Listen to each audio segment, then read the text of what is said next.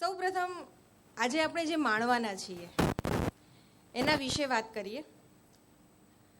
આજે આપણે માણવાના છીએ ગુજરાતી સાહિત્યના ધુરંધર લેખક, આજીવન શિક્ષક અને ઉત્તમ વક્તા શ્રી ગુણવંતભાઈ શાહની આત્મકથા એટલે બિલ્લો Tillo touch.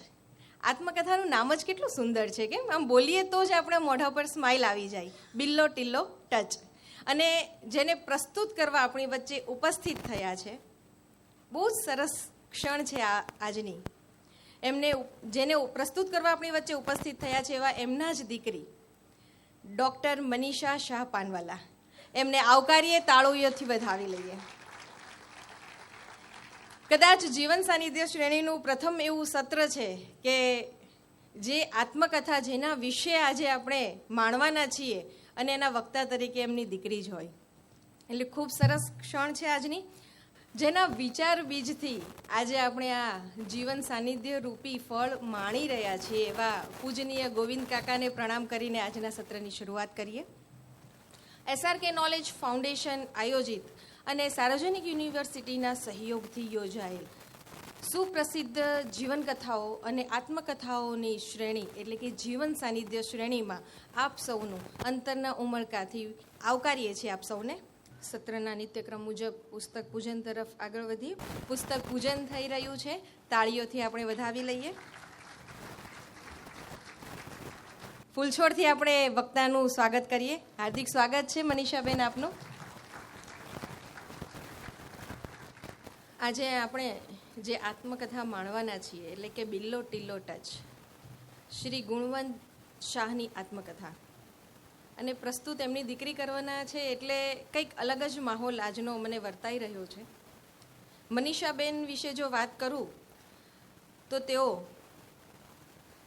SVNITમાંથી BE electrical pass કરેલ છે. એમણે VNSU આપણી જે યુનિવર્સિટી છે એમાંથી તેમણે department of business and industrial મેનેજમેન્ટમાંથી MBA પણ પાસ કરેલ છે. તેઓએ મેનેજમેન્ટમાં જ PhD કરેલ છે અને અનેક વિદ્યાર્થીઓના PhDના ગાઈડ તરીકે તેમણે ફરજ પણ નિભાવેલ છે. મનીષાબેને IIM અમદાવાદમાંથી ફેકલ્ટી ડેવલપમેન્ટ પ્રોગ્રામ પણ કરેલ છે અને 1990થી લઈને ગત વર્ષ સુધી એટલે કે 2024 સુધી મેનેજમેન્ટના પ્રોફેસર તરીકે પણ ફરજ નિભાવી છે. એટલે ખૂબ જ લાંબો કાર્યકાળ આપણે જોઈ શકીએ છીએ કે 35 વર્ષથી તેમણે મેનેજમેન્ટ લેવલે ખૂબ સરસ કામ કર્યું છે. તેમની એક નવલકથા છે સત અસત, જે ફિક્શન નોવેલ તરીકે પણ ખૂબ લોકચાહના જેને મળેલ છે. એ લગભગ ઘણાથી પરિચિત પણ હશે અને ઘણાએ વાંચી પણ હશે. ખૂબ સરસ છે. તેઓ ખૂબ સારા લેખક અને અસરકારક વક્તા તો છે જ, સાથે સાથે તેમના જ પિતાએ લખેલ 2 પુસ્તકો એટલે કે ગુણવંત શાહના 2 પુસ્તકો છે, મરો ત્યાં સુધી જીવો અને કૃષ્ણમ શરણમ ગચ્છામી. આ બંને પુસ્તકોનું ખૂબ જ સરસ રીતે દ્રષ્ટિવંત સંપાદન પણ તેમણે કરેલ છે. સાથે સાથે તેમણે અને શ્રી ગુણવંતભાઈ શાહે એટલે કે એમના પિતાશ્રીએ મળીને લખેલું પુસ્તક ધ બોસ, એ ગુજરાતી ભાષામાં લખાયેલું મેનેજમેન્ટનું ખૂબ જ માઇલસ્ટોન કહી શકાય એક કક્ષાનું એ પુસ્તક છે. એટલે આમ કહેવાય ને કે પિતા અને પુત્રીની જે આમ તંદુરસ્ત હરીફાઈ છે, એમાં ખરેખર બંને ખૂબ સારા અને વક્તા અને લેખક કહી શકાય. અને સૌથી વિશેષ આજનું જે સત્ર છે ને, ખૂબ જ લાગણીસભર અને સંવેદનાસભર રહેવાનું છે, કારણ કે જે પિતાની આત્મકથા છે એને એક પુત્રી આજે એમના શબ્દોમાં આપણી સમક્ષ મૂકવાના છે. એટલે આજનું સત્ર આ રીતે પણ વિશેષ છે. એટલે આજે પિતાની જે જીવનકથા છે, આત્મકથા છે, એના પુત્રીના જ શબ્દોમાં આજે આપણે માણીએ. તો આવકારીએ મનીષા શાહ પાનવાલાને કે એમના શબ્દોમાં આજની આ બિલ્લો ટિલ્લો ટચને આપણી સમક્ષ મૂકે. મનીષાબેન. SRK ફાઉન્ડેશનના જીવન સાનિધ્ય પ્રોગ્રામના પ્રેરક એવા શ્રી ગોવિંદભાઈ ધોળકિયાને વંદન કરું છું. અહીં આવેલા વડીલોને, ખાસ કરીને ભાઈની સાથેની મિત્રતાને કારણે આવેલા IJભાઈ દેસાઈને વંદન કરું છું. અને એમણે મારું ટેન્શન વધારી દીધું છે, મારા હાર્ટબીટ્સ વધારી દીધા છે, એવું પણ એમને કહી દઉં. અહીંયા આવેલા ઘણા બધા ચહેરાઓ મારા જાણીતા છે અને એ લોકોને મેં મારા પપ્પાના પ્રવચનમાં જોયા છે અને આજે એ લોકો પપ્પાના નામે અને થોડું મારા નામે આવ્યા છે એટલે મારા માટે ખૂબ જ ટેન્શન છે. એટ ધ સેમ ટાઈમ એક ગૌરવની લાગણી અનુભવું છું, કારણ કે હું વાત કરીશ પણ ભાઈ પોતાની જાતને ગુણવંશા અને ભાઈ શબ્દ મારાથી આમ થઈ જશે, કારણ કે હું એમને ભાઈ કહું છું. તો એમના પુસ્તક માટે મારે બોલવાનું છે અને એ પોતાને તાપી પુત્ર ગણાવે છે. અને ખાનગીમાં જાહેર વાત કરી દઉં તો એવું છે કે સુરતની પ્રજાએ જે એમને પ્રેમ આપ્યો છે અને સુરતમાં ભાઈ જે ખીલે છે એવા મેં બીજી જગ્યાએ ઓછા ખીલતા જોયા છે. છેલ્લી વાર જે એક જાહેર પ્રવચન કરેલું અને એમણે જાહેર કરી દીધેલું કે હવે પછી હું સુરતમાં પ્રવચન કરવા નથી આવવાનું, ગાંધી સ્મૃતિમાં એ હતું. અને લગભગ 3 મિનિટ સુધી સ્ટેન્ડિંગ ઓવેશન સુરતની પ્રજાએ એમને આપેલું. અને એવી ઘણી બધી વાતો છે કે જે હું કરી શકાય, પણ આજે મને જે સોંપવામાં આવેલું હોમવર્ક છે તે છે બિલ્લો ટિલ્લો ટચ. વાત આખી રાંદેરની છે અને ઘણી બધી સરસ વાતો છે. તો મને એવું લાગે છે કે હું પહેલાં પુસ્તકને ન્યાય આપવાની કોશિશ કરું. મને ફોન આવ્યો ત્યારથી હું ફરીને આ પુસ્તક વાંચી રહી છું અને મારી દુવિધા એ હતી કે કયો પ્રસંગ કહું, કયો પ્રસંગ નહીં કહું. તો તમે માનશો નહીં, પણ ઘરે 8-10 કાગળિયાઓ પડેલા છે, because it took so much of my time કે 1 કલાકમાં મારે બોલવાનું હોય તો હું કયો કહું અને કયું છોડી દઉં, કારણ કે પાને હું પાછી નોટ્સ બનાવતી જ જાઉં. એમની જ દીકરી એટલે નોટ્સ બનાવું, મહેનત કરું. પછી ફાઇનલી આજે મેં સવારે નક્કી કર્યું કે આટલું કહેવાશે, આનાથી વધારે નહીં કહેવાશે. તો મોરારી બાપુ જેમને વિચાર યજ્ઞના આચાર્ય કહે છે એવા ગુણવંતભાઈ શાહની આત્મકથા બિલ્લો ટિલ્લો ટચ વિશે મારે કહેવાનું છે. ત્યાર પછીનું જે એમનું પુસ્તક છે તે છે જાત ભણીની જાત્રા. અને એવું કહી શકાય કે it is a sequel to Billo Tillo Touch. હું બંને કવર કરવાની હતી, પણ બિલ્લો ટિલ્લો ટચ વાંચતા મને લાગ્યું કે હું એટલું જ કરી શકીશ. I will not be able to do any justice if I take this 2 books. કોઈ વૃક્ષ વટવૃક્ષ બને એ પહેલાં એક બીજ હોય છે. એ બીજમાંથી એક નાનો છોડ બને છે અને પછી એ છોડનું ઇવોલ્યુશન થાય અને એ ઉર્ધ્વગામી બને ત્યારે એ આકાશ તરફ ફેલાતો હોય છે અને આકાશને આંબવાની કોશિશ કરતો હોય છે. તો ગુણવંત શાહ આજે ગુજરાતી સાહિત્યના એક વટવૃક્ષ સમાન છે, પણ એ બન્યા એ પહેલાં એમનું નાનપણ કેવું ગયું, એ બીજ કયું હતું, એની જે વાતો છે તે વાતો છે બિલ્લો ટિલ્લો ટચમાં. અને ત્યાર પછીની વાતો છે જાતભણીની જાત્રામાં. એક જ્ઞાનનિષ્ઠ સંસ્કૃત પંડિત પિતાના પુત્ર, એક કર્મનિષ્ઠ સમાજ સુધારક એવા માતાના પુત્ર અને ગુણવંત શાહમાં ભાઈમાં એ બંને જ્ઞાનનિષ્ઠા અને કર્મનિષ્ઠા ભરપૂર માત્રામાં જોવા મળે છે. એમણે જે અચીવ કર્યું છે એમાં આ બંનેનું મિશ્રણ છે. He has taken the best of both the parents. પુસ્તકની પ્રસ્તાવના આપણા જાણીતા સાહિત્યકાર વિનોદ ભટ્ટે લખી છે. અને વિનોદ ભટ્ટે એવું લખ્યું છે કે ઘણું ખરું આત્મકથા લખે ત્યારે આત્મકથાકારનો આઈ સ્પેશિયલિસ્ટ બની જતા હોય છે.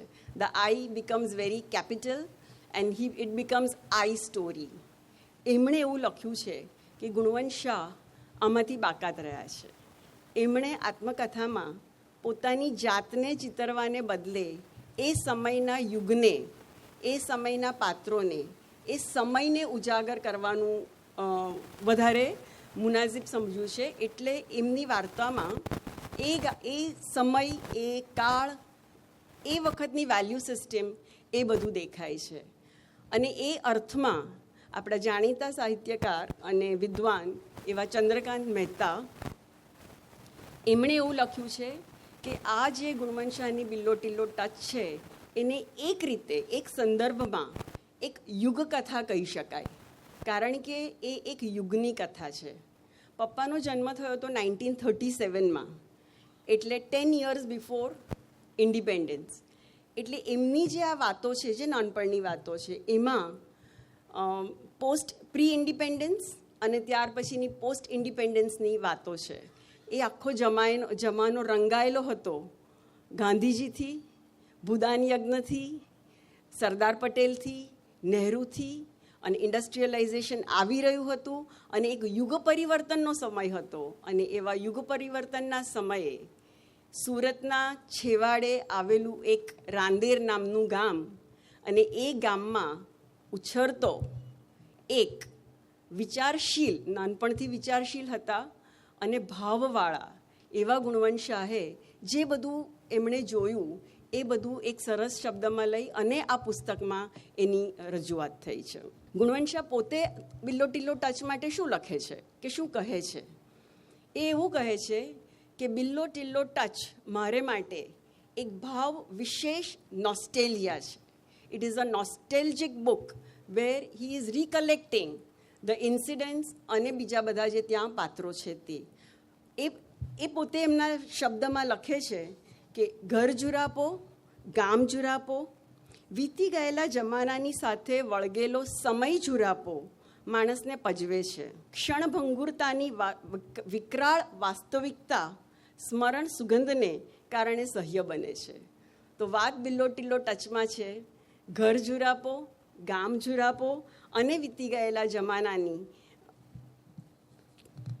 સ્મરણ સુગંધ આ પુસ્તકમાં છે. સ્પર્શ, શબ્દ, રૂપ, રસ, ગંધ, પંચતત્વથી બનેલું એક ગામ જે હવે રહ્યું નથી, પણ એમના મનોભાવમાં એ સંપૂર્ણ અવસ્થામાં જાગૃત છે. અને એ 5 તત્વને લઈને એમના મનોભાવમાં મનોજગત સાથે જોડેલી જે વાર્તા છે તે વાત છે બિલ્લો ટિલ્લો ટચની. વીતી ગયેલા જમાનાની સ્મૃતિ આળસ મરડીને ઊભી થાય ત્યારે કલમને ટશિયા ફૂટે છે. તો બિલ્લો ટિલ્લો ટચ આ ટશિયા ફૂટેલા કલમની એક હૃદયસ્પર્શી વાત છે.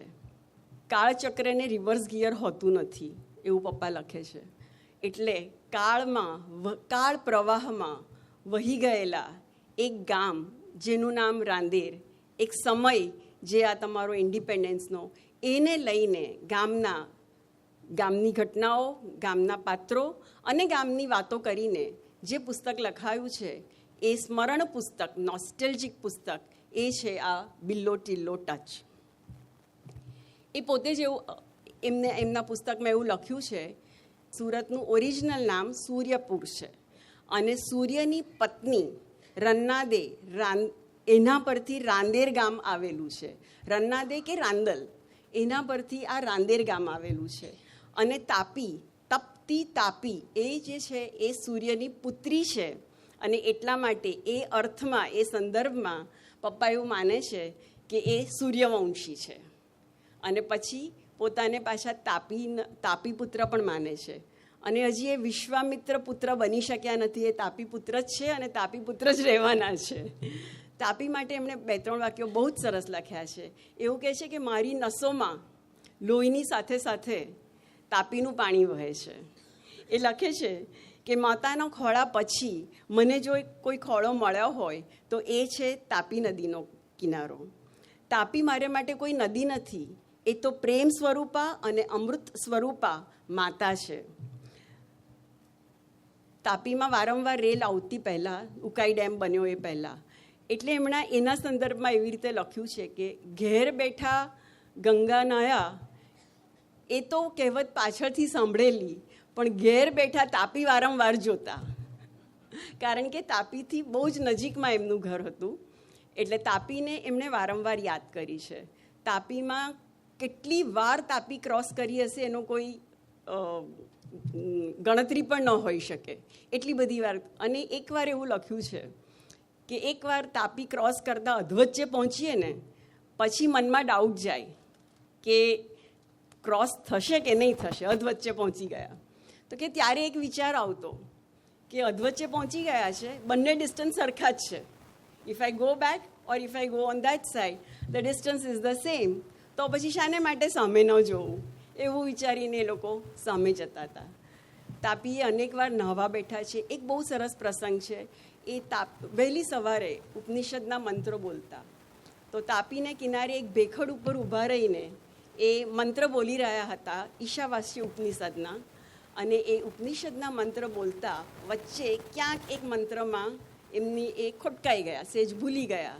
તો પાછળથી એક અવાજ આવ્યો અને એ મંત્રની પુષ્ટિ થઈ ગઈ. તો બહુ નવાઈ લાગી કે આ કોણે કર્યું. એટલે એમણે ફરીને પાછળ જોયું તો ગામના બ્રાહ્મણ એવા વિદ્વાન નિરંજન શાસ્ત્રી એ એમને પાછળથી આ શ્લોક કહી રહ્યા હતા.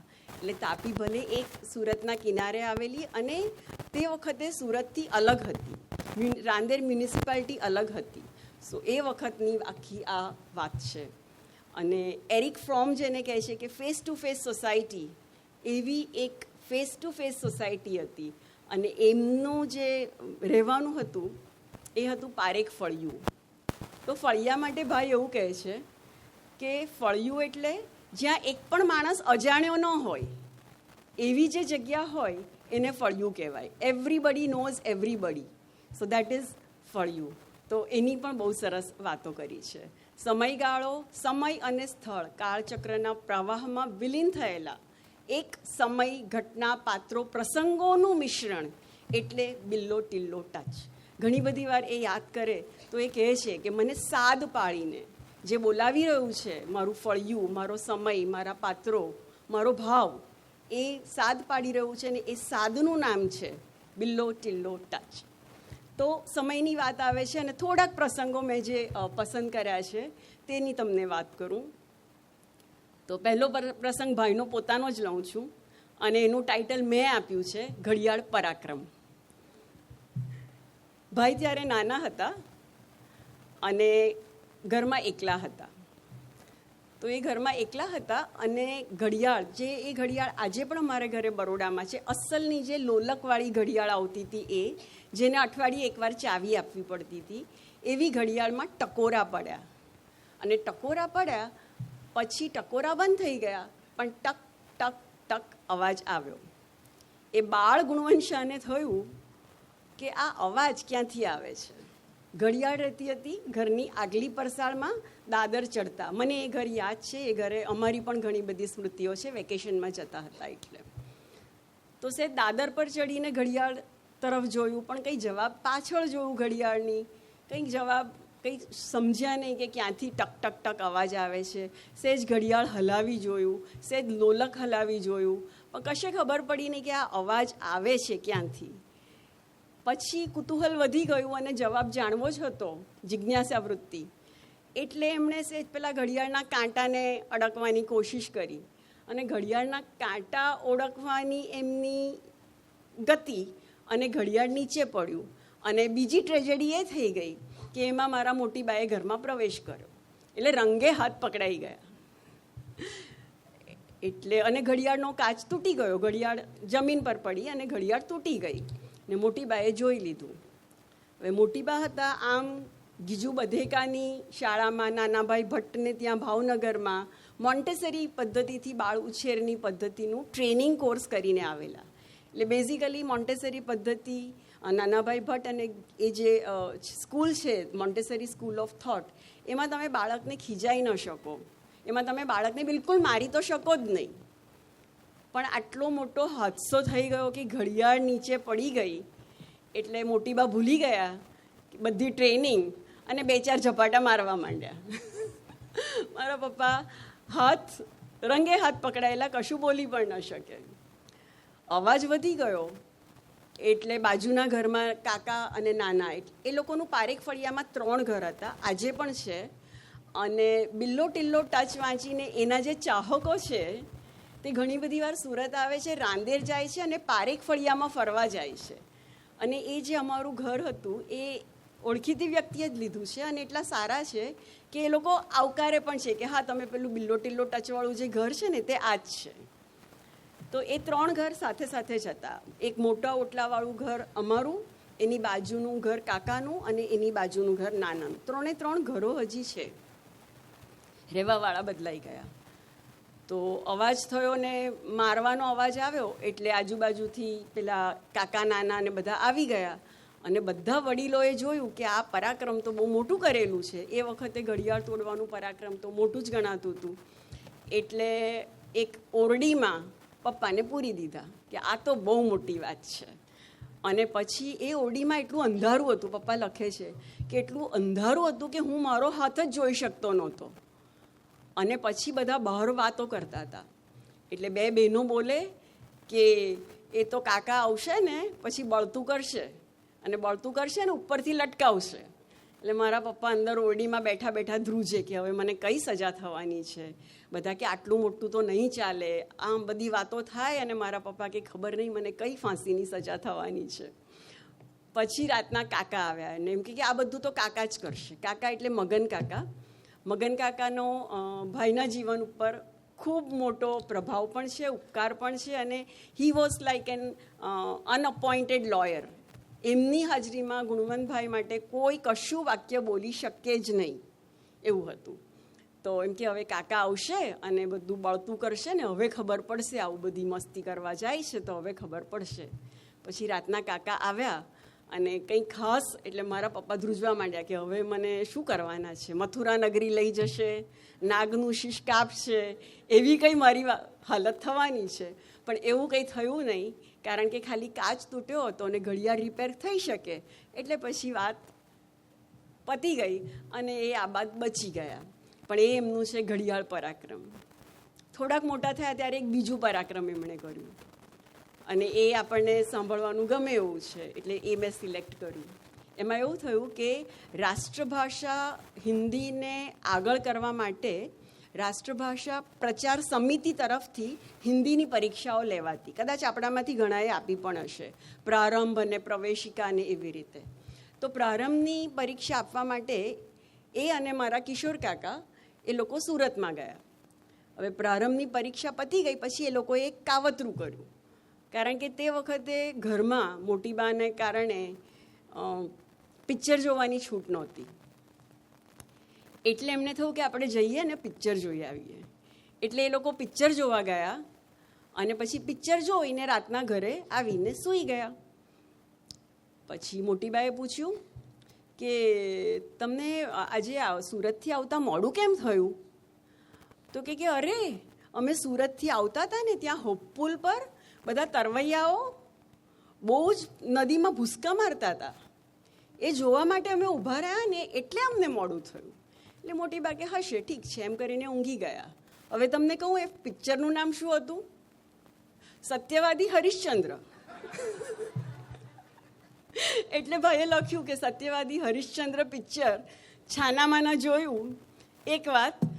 બીજી વાત કે એની વાત પૂછવાની આવી ત્યારે થોડીક જ વારમાં અમે અસત્યવાદી બની ગયા અને બાએ વધારે પૂછ્યું નહીં એટલે હરિશ્ચંદ્ર, સત્યવાદી હરિશ્ચંદ્રની લાજ બચી ગઈ.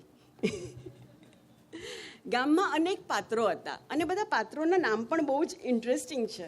એમાંના 2-3 પાત્રની વાત કરવાની છું. દલપત પિસ્તોલ ગામના જે બધા નામ છે, કદાચ રાંદેરના કોઈક આવ્યા હશે તો એ લોકોને એ નામ જાણીતું પણ હશે. દલપત પિસ્તોલ એક ભિખારી હતો. એ ભિખારીનું નામ ગોવન ગધેડી. એક મકનજી માસ્તર હતા. એક નારુશંકર 2 આંગળિયા હતા.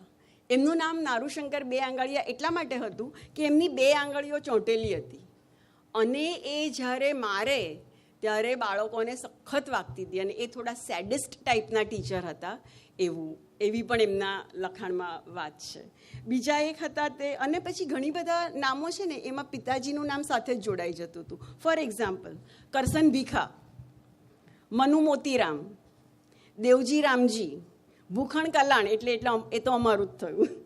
છોટું હજામ, લલ્લુ હજામ. છોટું હજામ માટે એવું લખાયું છે કે એ જ્યારે ઘરે ઘરે જઈને બધાની દાઢી કરતો ત્યારે ક્યારેય મૌન પાડતો ન હતો.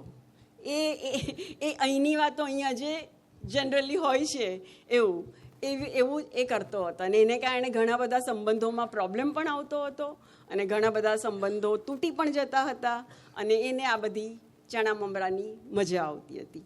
એક જે છે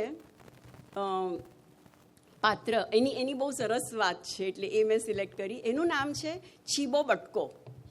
એનું નામ છીબો બટકો હતું. હવે પારેખ ફળિયાની જે આખી અરેન્જમેન્ટ હતી, એમાં ફળિયું, એમાં આખી એક લેન હતી. પહેલાં પટેલોના ઘર આવે, પછી માછીમારોના ઘર આવે, અને માછીમારોના ઘરની એક ગલીમાં તમે વળો અને સહેજ દાદર ઉતરો આગળ ચાલીને, એટલે તમે તાપી નદીના કિનારે પહોંચી જાઓ. એ ગલી મારી પણ જાણીતી છે, કારણ કે વેકેશનમાં જતા હતા ત્યારે એ ગલીમાં અમે તાપીએ જતા હતા. અમે તરવા નહોતા જતા, અમે હોડી પ્રવાસ માટે જતા હતા. તો એક માછીમાર ત્યાં રહેતો, માછીવાડામાં કે એમાં, તેનું નામ છીબો બટકો. એનું નામ છીબો બટકો એટલા માટે હતું કારણ કે એ 3 ફૂટનો હતો. એટલે 3 ફૂટનો, કાળો વાન અને પાતળો એવો એ છીબો બટકો હતો. અને એનું કામ હતું સ્ટીમર, એ જેને એ કહેતો હતો ઇસ્ટિમ્બર. એટલે ઇસ્ટિમ્બરમાં એ નોકરી કરવા જતો, ત્યાં બાબરચીની નોકરી કરતો હતો, અને એ રીતે એ દેશ વિદેશ ફરેલો. એટલે એ કાળો હતો, પણ એના કપડાં એકદમ સફેદ અને અસ્ત્રી ટાઈટ, રાઈટ. અને એને બંને હાથમાં ઘડિયાળ પહેરવાની ટેવ હતી. તો વિદેશથી કંઈક લઈ આવ્યા હશે તો છીબા બટકા ભાઈ બંને હાથમાં ઘડિયાળ પહેરે, અને એકદમ સફેદ કપડાં પહેરીને આખા ફળિયાને પસાર કરીને જાય. તો જે ઓટલા પર હોય ને તે બધા એમને જોવા ઊભા રહે, કારણ કે એમને જોવાની મજા આવે. It was a character. તો બધા ઊભા રહે. આ બધા ટીખડીઓ એમને પૂછે કે ભાઈ, તમારી ઘડિયાળમાં અત્યારે કયો સમય થયો? અને છીબા, કારણ કે એમને ઘડિયાળ જોતા આવડતું નહીં હતું, બંને હાથે ઘડિયાળ પહેરતા હતા, પણ એમને ઘડિયાળ જોતા આવડતું નહીં હતું. એટલે એમની ગાળ, કે એ લોકો લખે છે કે એમની ગાળ સાંભળવી હોય ને ત્યારે અમે એમને પૂછીએ કે કાકા, અત્યારે તમારી ઘડિયાળમાં કેટલો સમય થયો? કારણ કે એમને સમય જોતા આવડતું નહોતું, એટલે એ સામે તમને ગાળ આપતા હતા. એવું પણ પપ્પાએ લખ્યું છે કે સુરતની બધી જ ગાળો અમને શીખવવાનું શ્રેય પ્રાથમિક શાળાના શિક્ષકોને જાય છે. કે એ જમાનામાં શિક્ષકોનો બહુ વટ હતો. શિક્ષકો મારે એનો વટ વધારે પડતો, અને પિતાજીઓ આવીને કહી જતા કે અરે એને જરા મારજો, એને જરા ધીપજો. તો એ આખો જમાનો અલગ હતો. બીજી એક શિક્ષકની વાત જે એમણે બહુ સન્માનપૂર્વક કરી છે, એ છે કાલિદાસ વ્યાસ. એક સંનિષ્ઠ શિક્ષક હતા, અને એ સમયગાળો કેવો હતો કે શિક્ષક હતા પણ એમની પાસે એટલા પૈસા નહીં હતા. એ ભણાવવા માટે તૈયાર હતા. તો એ ભણાવે તો કેવી રીતે? ટ્યુશન, તે વખતના ટ્યુશનનો જે કન્સેપ્ટ હતો એ ટ્યુશન આપે, પણ તમારે ફાનસ લઈને ભણવા જવાનું. એટલે there is no fees, but ફાનસ લઈને જવાનું. કોઈક વાર કોઈ દૂધ આપી જાય, કોઈક વાર કોઈ માતા રોટલો આપી જાય, એવી રીતે એમને ભણાવવા જવાનું, અને એ ભણાવતા હતા. પાછળથી પપ્પા જ્યારે બરોડામાં હતા ત્યારે એમના પ્રિય મિત્ર રમણ કાકા અમારા, એ બરોડા ગયેલા, અને રમણ કાકાએ વાતમાં કીધું કે આપણા પેલા જે શિક્ષક હતા ને કાલિદાસ, એમની સ્થિતિ બહુ સારી નથી, જો તારાથી કંઈક પૈસાનું મદદ થતી હોય તો. બેંકમાં જે મિનિમમ અમાઉન્ટ કમ્પલસરી રાખવાનો આવે એ રાખીને ભાઈએ બાકીની બધી રકમ એ શિક્ષક માટે મોકલી આપી હતી. અને છતાં એ આંકડો થતો હતો 256 રૂપિયા. પણ એ જમાનો અલગ હતો. ગરીબી હતી, પણ દિલમાં ગરીબી ન હતી. એક વાક્ય બહુ સરસ મેં વાંચ્યું ને ખરેખર મારી આંખમાં પાણી આવી ગયા કે એ જમાનો કેવો હતો કે ગરીબ હતા, પણ છાશ વેચવાનો નહીં, વહેંચવાનો રિવાજ હતો. એટલે કોઈ ગરીબ હોય, કોઈ આમ હોય, તો સમાજ, એ જે ફેસ ટુ ફેસ સોસાયટી છે, તેનો એક લાભ રાંદેર ગામમાં બધાને મળતો હતો.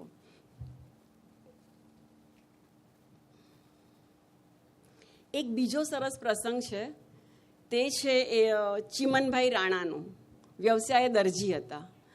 ભાઈ જ્યારે ટીનેજમાં ને એડોલેસન્ટને એવી રીતે આવ્યા ત્યારે એમને ભૂદાન યજ્ઞનું કાઇન્ડ ઓફ વળગેલું હતું.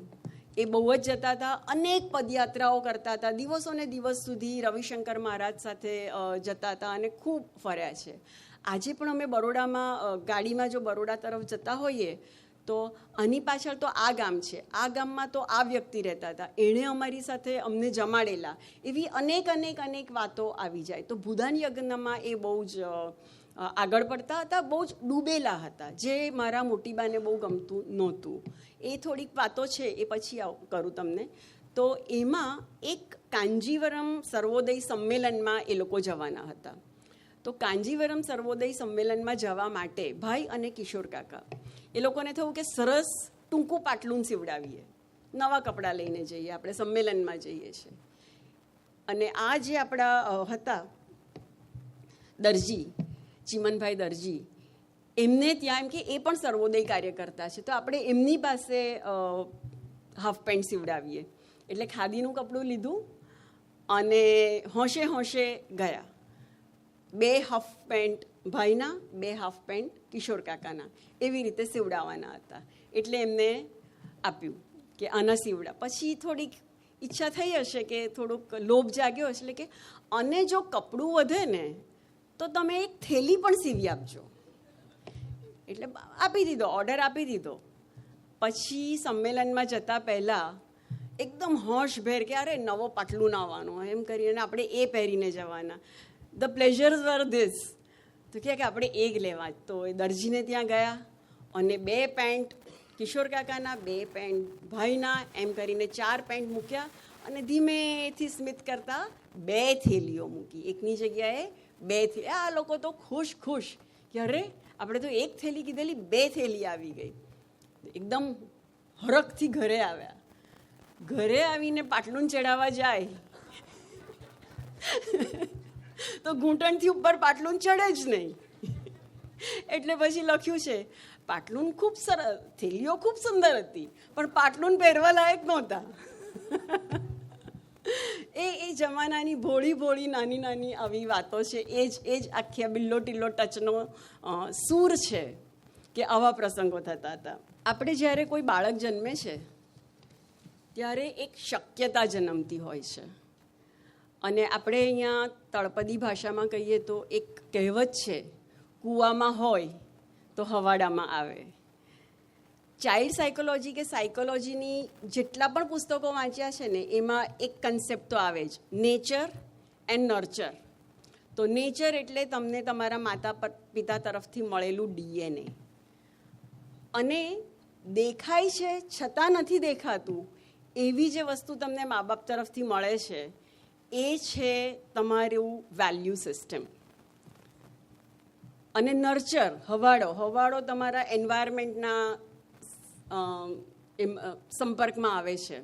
તો કુવાડામાં હોય એ હવાડામાં આવે. એ કહેવત is the simplest possible formula for understanding a person's psychology. તો ભાઈને સમજવા હોય તો થોડાક પાછળ જઈને એમના માતા પિતાને સમજવા પડે. એટલે એમના માતા પિતા, મોટીબા, બાપુ, અમારા એ મોટીબા અને એ મોટા બાપુ. મોટા બાપુને હું મળી નથી, પણ મોટીબા સાથે ઘણા બધા વર્ષો રહી છું, એટલે એમનો મને સારો એવો પરિચય છે. એમના માટે 2 પ્રકરણો લખાયા છે. પહેલું પ્રકરણ લખાયું છે તે પ્રકરણ 18મું છે, અને એમાં એમણે એમના પિતાજી વિશે લખ્યું છે. અને એ પુસ્તકનું ટાઇટલ છે પંડિત અને પટેલ. તો એમના જે પિતાજી હતા, મારા મોટા બાપુ હતા, એમને જલંધર નામનો રોગ થયેલો અને ઘણા બધા વર્ષો એમણે નોકરી નહોતી કરી, એ ઘરે રહેલા. પણ એ સંસ્કૃતના પંડિત હતા. ઘરમાં હંમેશા વેદ, ઉપનિષદ, મંત્ર, ગીતા એ બધાનું વાંચન થતું હતું. એમને ફિલ્મના ગીતો ગાવાનો કોઈ શોખ નહીં હતો. એ ગાતા, એમની મસ્તીમાં જ્યારે પણ ગાતા તો એ ઈશાવાસ્ય ઉપનિષદના મંત્રો જ ગાતા, એ ગીતાના જ મંત્રો ગાતા. અને પપ્પા જે શાર્દુલ વિકૃતમાં કે એમનો જે એ વારસો છે, જ્ઞાન વારસો, તે એમને એમના પિતાશ્રી તરફથી મળેલો છે. એ એકદમ જ્ઞાનનિષ્ઠ હતા. અને ભાઈ લખે છે અને અમને કહે પણ છે કે એમની પાસેથી તમારે કઢાવવું પડે. તો એ સરસ કોઈ વાત કરતા હોય અને જો તમે કંઈક ધ્યાન ભગ્ન થાય એવું બતાવ્યું તો એ તમારા પર ગુસ્સે થઈ જાય અને પછી સુરતી 1-2 બોલે પણ કે જા હવે નથી સમજાવવાનું. તો ભાઈએ એમને માટે બહુ જ સરસ લખ્યું છે એક વાક્ય કે જે થોડું ઘણું વાંચવા વિચારવાનું લખવાનું બન્યું એ જ મારો પિતૃયજ્ઞ છે. આજે બાપુ સદેહે મારી સાથે નથી, પરંતુ જ્યારે કશોક સુંદર વિચાર જડે છે ત્યારે બાપુની છાયાના ચરણ સ્પર્શનો મને અહેસાસ થાય છે અને એવો ભાવ રહે છે. હું સાક્ષી છું કે આજે પણ ભાઈના પુસ્તકોની હસ્તપ્રત જે ફાઇનલ પ્રિન્ટિંગમાં જાય, પ્રૂફ રીડિંગ 2-3 વાર કરે પછી ફાઇનલ પ્રિન્ટિંગમાં એ જાય ત્યારે એ જે ફાઇલ હોય છે, અને અમારા પુસ્તકના લાઇબ્રેરીમાં એમનો મોટા બાપુ અને મોટી બાનો એક સરસ નાનો ફોટો છે. તો એ આજે પણ even at the age of 85, 87, 89 એ જ્યારે પુસ્તકની હસ્તપ્રત પબ્લિશિંગ માટે જાય ત્યારે એ લઈ જાય છે અને બા બાપુની સામે એને પ્રાર્થના કરે છે. અને અમે બાજુમાં નથી, અમે પાછળથી જોઈએ છે. તો he looks like a small child, right. એ એમના માતા પિતાને વંદન કરે છે, એમના આશીર્વાદ લે છે અને પછી જ એક પુસ્તક પ્રિન્ટિંગમાં જાય છે, આજની તારીખમાં પણ. તો એવા બાપુની સાથે હવે એમનું ટાઇટલ છે પંડિત અને પટેલ અડખે પડખે. તો એનો એક બહુ રમૂજી કિસ્સો જેવું છે, એક સમથિંગ વિચ હેપન્ડ, એનેક્ડોટ. એમાં એવું થયું કે એ ફિલ્મ ગીત ગાતા નહોતા, તો એક દિવસ એની મસ્તીમાં ઈશાવાસ્ય ઉપનિષદનો શ્લોક ગાઈ રહ્યા હતા. તેજોસી તેજોમય દે, એવો એ શ્લોક ગાઈ રહ્યા હતા. અને અચાનક, કારણ કે ગામડાના ઘરોને બંધ કરવાની જરૂરત નહોતી, there was no latch and key, it was open, ને એમાં કોઈ પણ આવી શકે. તો એક મજાનું શ્વાન આવી ગયું. તો એ શ્લોક ગાઈ રહ્યા હતા અને ઘરમાં શ્વાને પ્રવેશ કર્યો અને મોટા બાપુનો પિત્તો ગયો એટલે એમણે સુરતીમાં એની એમ કરીને કંઈક શરૂ કર્યું. મારા પપ્પાએ સાંભળતા હતા એટલે કે પેલું શ્લોકવાળું હતું ને તે બરાબર હતું, પણ ત્યાર પછી તમે જે બોલ્યા તે કંઈ બરાબર નહીં હતું. એટલે પછી પપ્પા લખે છે કે શ્વાન પ્રવેશ પહેલાં એ પંડિત હતા અને શ્વાન પ્રવેશ પછી જે આવ્યા તે પટેલ હતા. એમની અનેક વાતો છે અને ખૂબ એમના ઘડતરમાં જે જ્ઞાન, એમના ઘરે અનેક લોકો આવતા અને ઘરમાં પટેલના ઘરમાં 4 વેદ હોય, રાઈટ. એવું તો તે જમાનાના ઘણા બધા બ્રાહ્મણોના ઘરોમાં પણ નહીં હતું. એટલે એ જે જ્ઞાન વારસો પામ્યા છે અને એને કારણે અમારા હવાડામાં પણ જે થોડું આવ્યું છે, દેટ ઇઝ બિકોઝ ઓફ મોટા બાપુ. એવા જ એમના માતાની પણ વાત છે. એમનું નામ પ્રેમીબેન હતું. એમના માટે ભાઈએ લખ્યું છે કે એ પાટીદાર હતા અને પાણીદાર હતા. એ બહુ જ સંનિષ્ઠ સમાજ સેવક હતા. બેઝિકલી એ ટીચર હતા. એટલે હવે મને સમજાય છે કે મને ટીચર ક્યાંથી બધું આવે છે. એ પોતે શિક્ષિકા હતા, ત્યાર પછી પ્રાથમિક શાળાના આચાર્ય બનેલા અને ત્યાર પછી સુરત ડિસ્ટ્રિક્ટ સ્કૂલના ઇન્સ્પેક્ટ્રેસ બનેલા. એટલે આખો અઠવાડિયું એમણે સુરત ડિસ્ટ્રિક્ટમાં આવેલી બધી શાળાઓમાં જઈને એનું ઇન્સ્પેક્શન કરવાનું હતું. એ એમનું કામ હતું. અને મોટા બાપુ તબિયતને કારણે નોકરી નહોતા કરતા, એ ઘરે હતા. તો કી ને કા એવું કોઈ ફિલ્મ આવેલું ને એ અમારા ઘરમાં પહેલેથી જ હતું. તો મોટી બા જે હતા એ કર્મનિષ્ઠ હતા, મોટા બાપુ જ્ઞાનનિષ્ઠ હતા. એમને કર્મમાં બહુ સેવા હતી, શ્રદ્ધા હતી અને બહુ જ કરતા હતા. એ ગાંધી ભક્ત પણ હતા. એટલે ગાંધી ભક્ત હતા, પણ મારા પપ્પા કહે છે તેમ થોડા ગાંધી ઘેલા પણ હતા.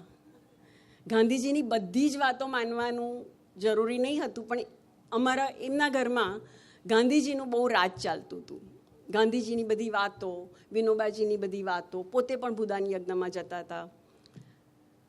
તો મોટી બાનું એક જે કર્મનિષ્ઠા હતી એ ભાઈને મળી હતી.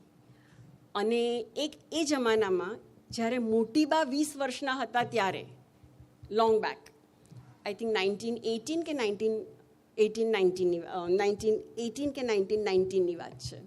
તો એ વખતે ઓલપાડ ગામે ગાંધીજી આવેલા, સાથે સરોજિની નાયડુ પણ આવેલા. અને ગાંધીજીએ, અને મારા મોટી બા 20 વર્ષના જે એ સભામાં હતા,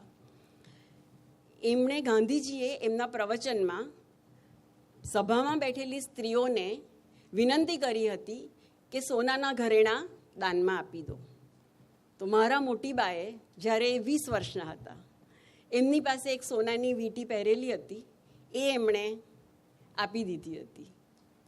અને મારા મોટી બા 86 વર્ષ જીવ્યા. મેં એમના શરીર પર એક પણ ઘરેણું, એટલે નાની બુટ્ટી પણ નહીં, નાની બંગડી પણ નહીં, નાની સો કોલ્ડ ચેન પણ નહીં, મેં એમના શરીર પર ક્યારેય એક પણ દાગીનો જોયો નથી. 86 યર્સના હતા ત્યારે એમના વાળ આટલા લાંબા હતા કમરથી નીચે, અને એમનું સન્ડે પ્રોગ્રામ જ હતો, એમના વાળ ધોવાના, સૂકવવાના. It was a big programme, કારણ કે ત્યારે જ ધોવા પડે, તરત જ સૂકવવા પડે, તરત જ તેલ નાખવું પડે. એ કામ થોડાક વર્ષો મેં કરેલું. એમના વાળ સેન્ડ પેપર કહે છે, એટલે સફેદ અને કાળા બંનેનું મિશ્રણ હતું, પરંતુ કાળા વાળ વધારે હતા. અને મેં હંમેશા એમને જાડી સફેદની ખાદી પહેરેલા સાડીમાં જ જોયા છે. એક બંધ ગળાનું બ્લાઉઝ હતું અને સફેદ જાડી. એમ થાય કે અત્યારે તો કદાચ એ સાડીઓ પહેરી પણ શકાય કે નહીં, એવી એક પ્રશ્ન થાય. We are so used to them. તો મોટી બા હતા. એમનું વધારે કેરેક્ટરનું એમનું એક બહુ સરસ બન્યું, એ મારે વાંચવું છે. તાપીમાં વારંવાર પૂર આવતું હતું, એટલે સરકારે નક્કી કર્યું હતું કે કાંઠાની રક્ષણ માટે ત્યાં ભેખોડો પર કંઈ બાંધવાનું હતું, પાળા બાંધવાના હતા. અને એ પાળા બાંધવા માટે થોડીક જમીન અમારી જવાની હતી. પટેલ હોય એટલે ખેતર હોય, ખેતર હોય એટલે થોડીક જમીન હોય. તો એ પાળા બાંધવા માટે થોડીક જમીન અમારી જવાની હતી. તો એ હરિઓમ આશ્રમને અડીને આવેલું હતું, અને થોડીક જમીન પાળામાં ગઈ હતી. સરકાર એના પૈસા આપવાની હતી. તો જે 4-5 હજાર રૂપિયા આવે એ લોકોએ નક્કી કર્યું હતું. ત્યારે મોટા બાપુ નહીં હતા. તો મોટીબા અને ભાઈએ નક્કી કર્યું હતું કે એ જે પાળાની જમીનમાં આપણી સરકારે જમીન લઈ લીધી છે, એના જે આપણી પાસે પૈસા આવશે, એ 4-5 હજાર રૂપિયા આપણે દાનમાં આપી દઈશું. તો એવું નક્કી કર્યું હતું. પછી એકાએક ફોન આવ્યો અને સરકારે વધારે પૈસા આપ્યા. રાઈટ. તો એનો ડાયલોગ છે, મેં હા પાડી. બાએ ફોન જોડ્યો, બાની ઉદાત્ત ભાવના પ્રગટ થઈ. મને એ ડાયલોગ હજી બરાબર યાદ છે. હવે હું એ ડાયલોગ વાંચી રહી છું, જે મોટી બા અને ભાઈ વચ્ચે થયેલો. ગુણુ, તને પાળાની યોજનામાં આપણી જમીન સરકારે લીધેલી એ વાત યાદ છે? ભાઈ કહે, હા બા, પણ એનું શું છે? બા, તને યાદ છે સરકારે એ માટે વળતરની જે રકમ આપે તે આપણે દાનમાં આપી દેવાનું નક્કી કર્યું હતું?